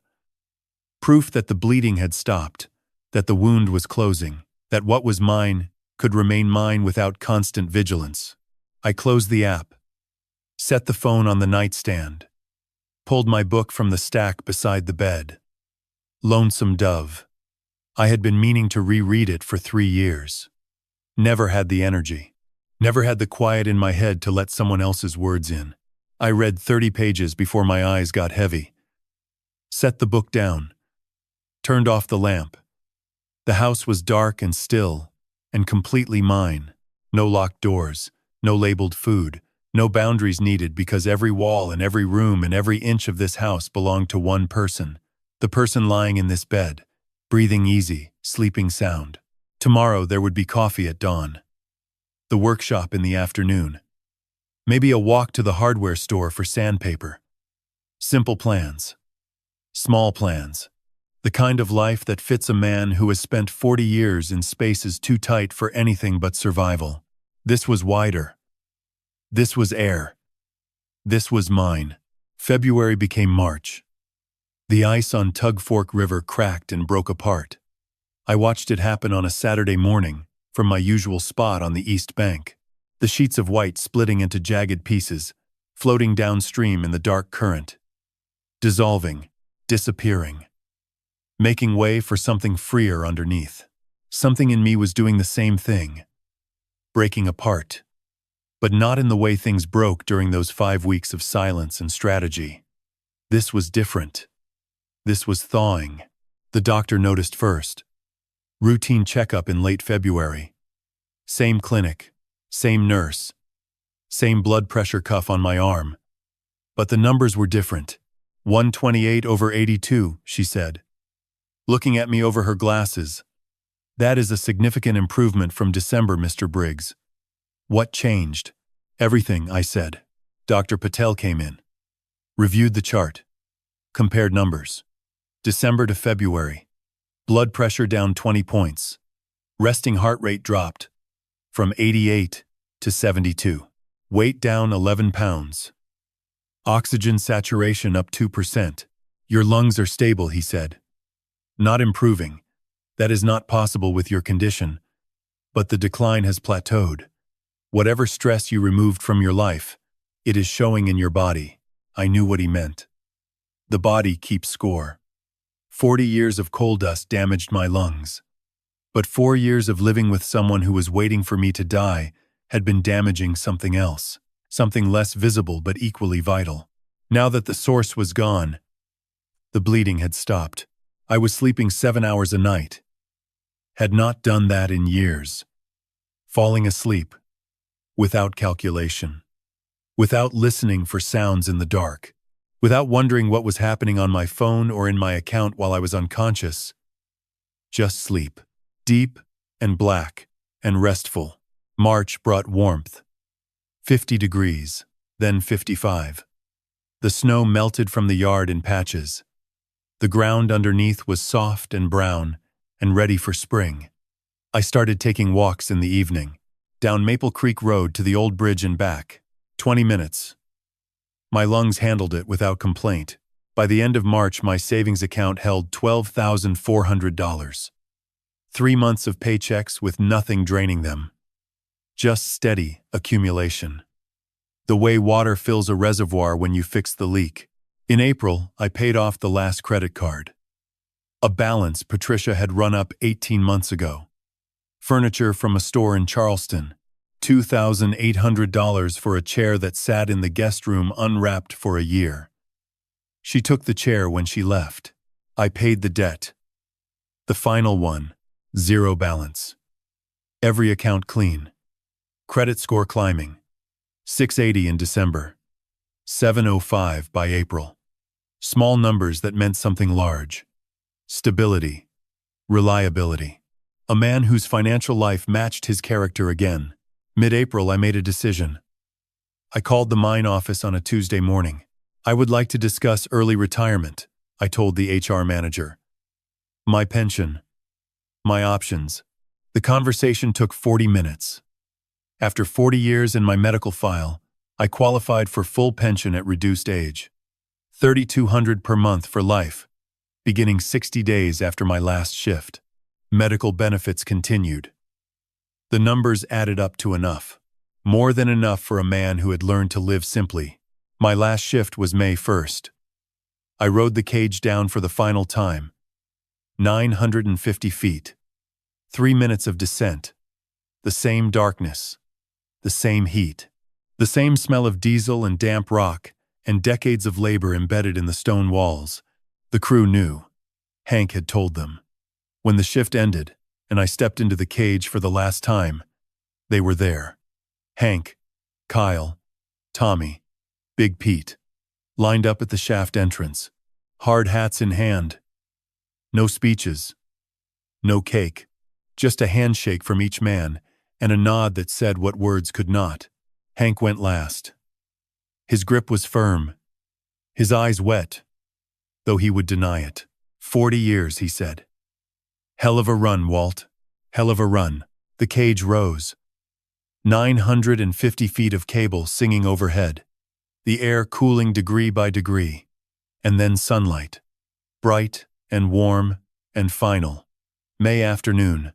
68 degrees. The mountains green and alive around the mine entrance. I stood in that light for a long time. Breathing. Not underground air pushed through fans and filters. Real air. Mountain air. The kind that fills your lungs completely, even at 61% capacity. I drove home. Parked the truck. Walked to the workshop. The walnut bookshelf was finished. Had been for 2 weeks. 6 shelves.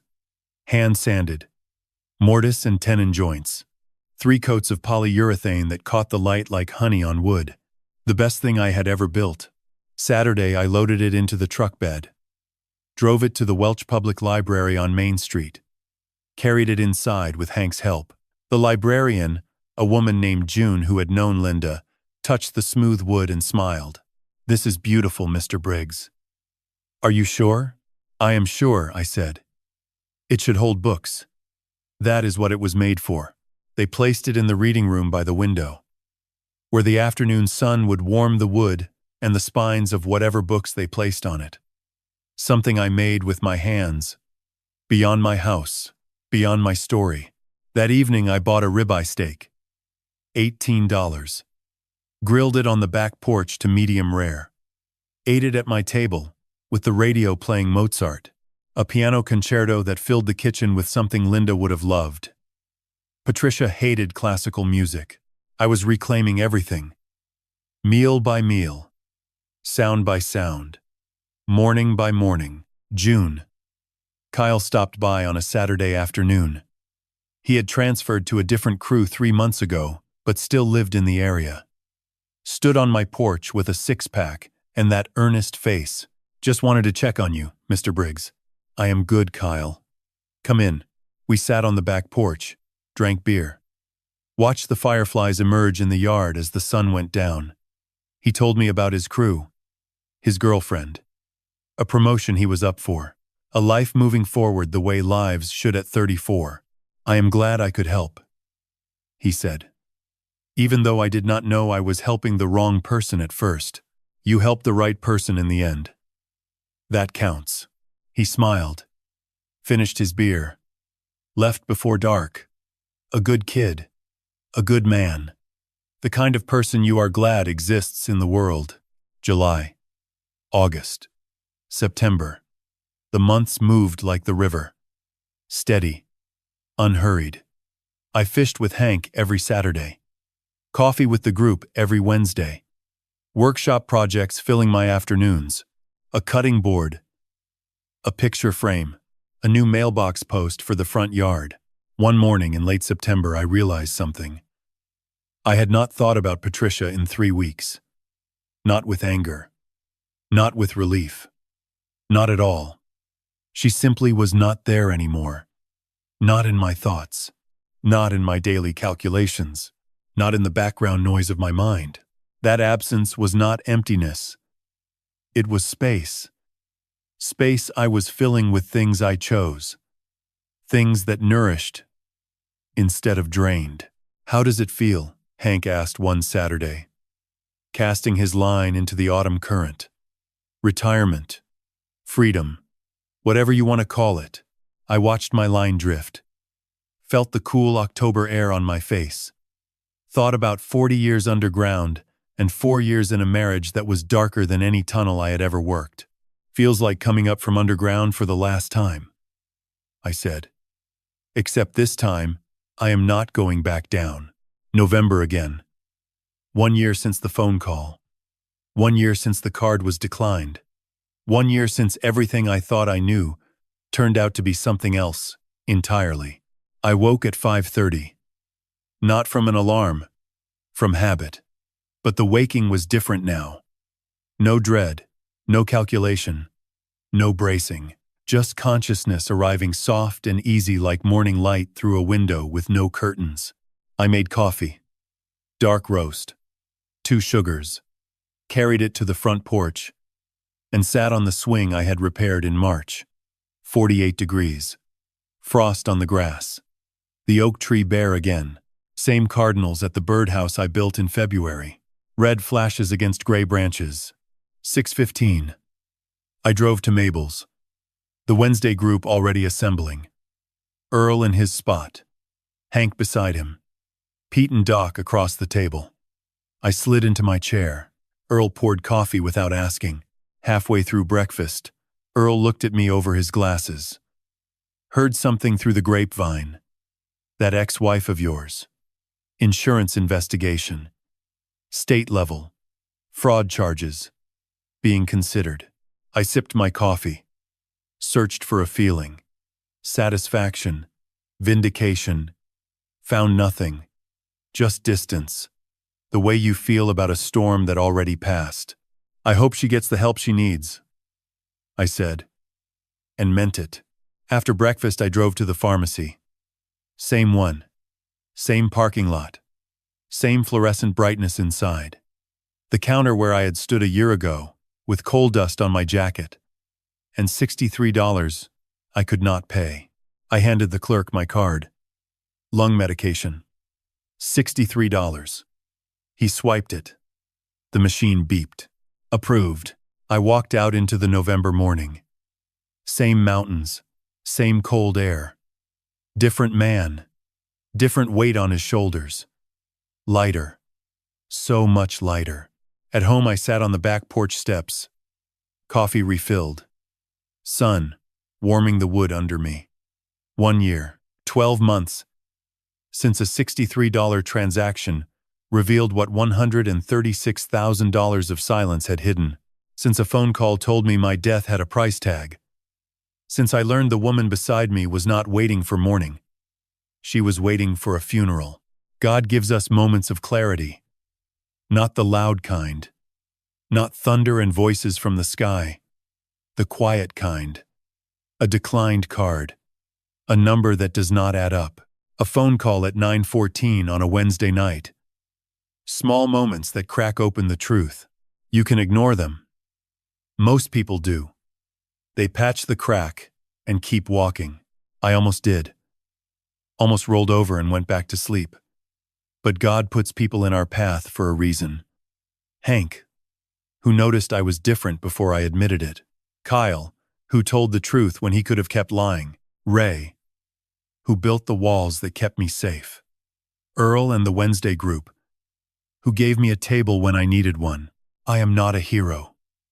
I am a 63-year-old retired coal miner with black lungs and stiff fingers and a spine that will never stand straight again. I spent 40 years underground and 4 years in a marriage darker than any tunnel I ever worked. The only thing I did right was refuse to die on someone else's schedule. God does not promise us easy lives.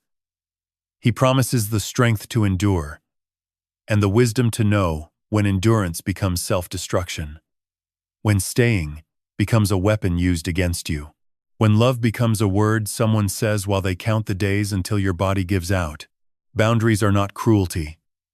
Saying no is not abandonment. Protecting yourself is not selfishness. Walking away from someone draining your life, your money, your health, your dignity, that is not revenge. That is survival. That is honoring the body and the years that God gave you. That is saying my life has value even if someone else decided it was only worth what they could extract from it. I think about the men I worked with underground. Men who gave their bodies to the mountain every day, who breathed poison and risked collapse so their families could eat.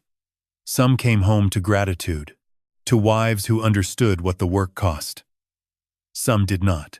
If you are sitting somewhere right now, and something in your chest is tightening because this story feels too close to your own, then hear me. You are not an ATM. You are not a coal seam to be mined until there is nothing left. You are not a policy waiting to mature. You are a human being, and your life belongs to you first. God gave you this life. One life. Do not let anyone spend it for you. If this story reached something in you today, I would be grateful if you shared it with someone who needs to hear it. Someone doing math that does not add up. Someone lying awake at 3 a.m. wondering where the money went. Someone whose body is breaking down while someone else lives like royalty on their sacrifice. Share it with them. Leave a comment and tell me your story. Subscribe so you do not miss the next conversation. And take care of yourself. You are worth more than what anyone else decides you are worth. November air. Coffee steam. Sunrise over the ridge. My hands wrapped around the mug. Scarred, stiff, permanently stained with 40 years of coal dust. But they were mine. This life was mine. And that was enough.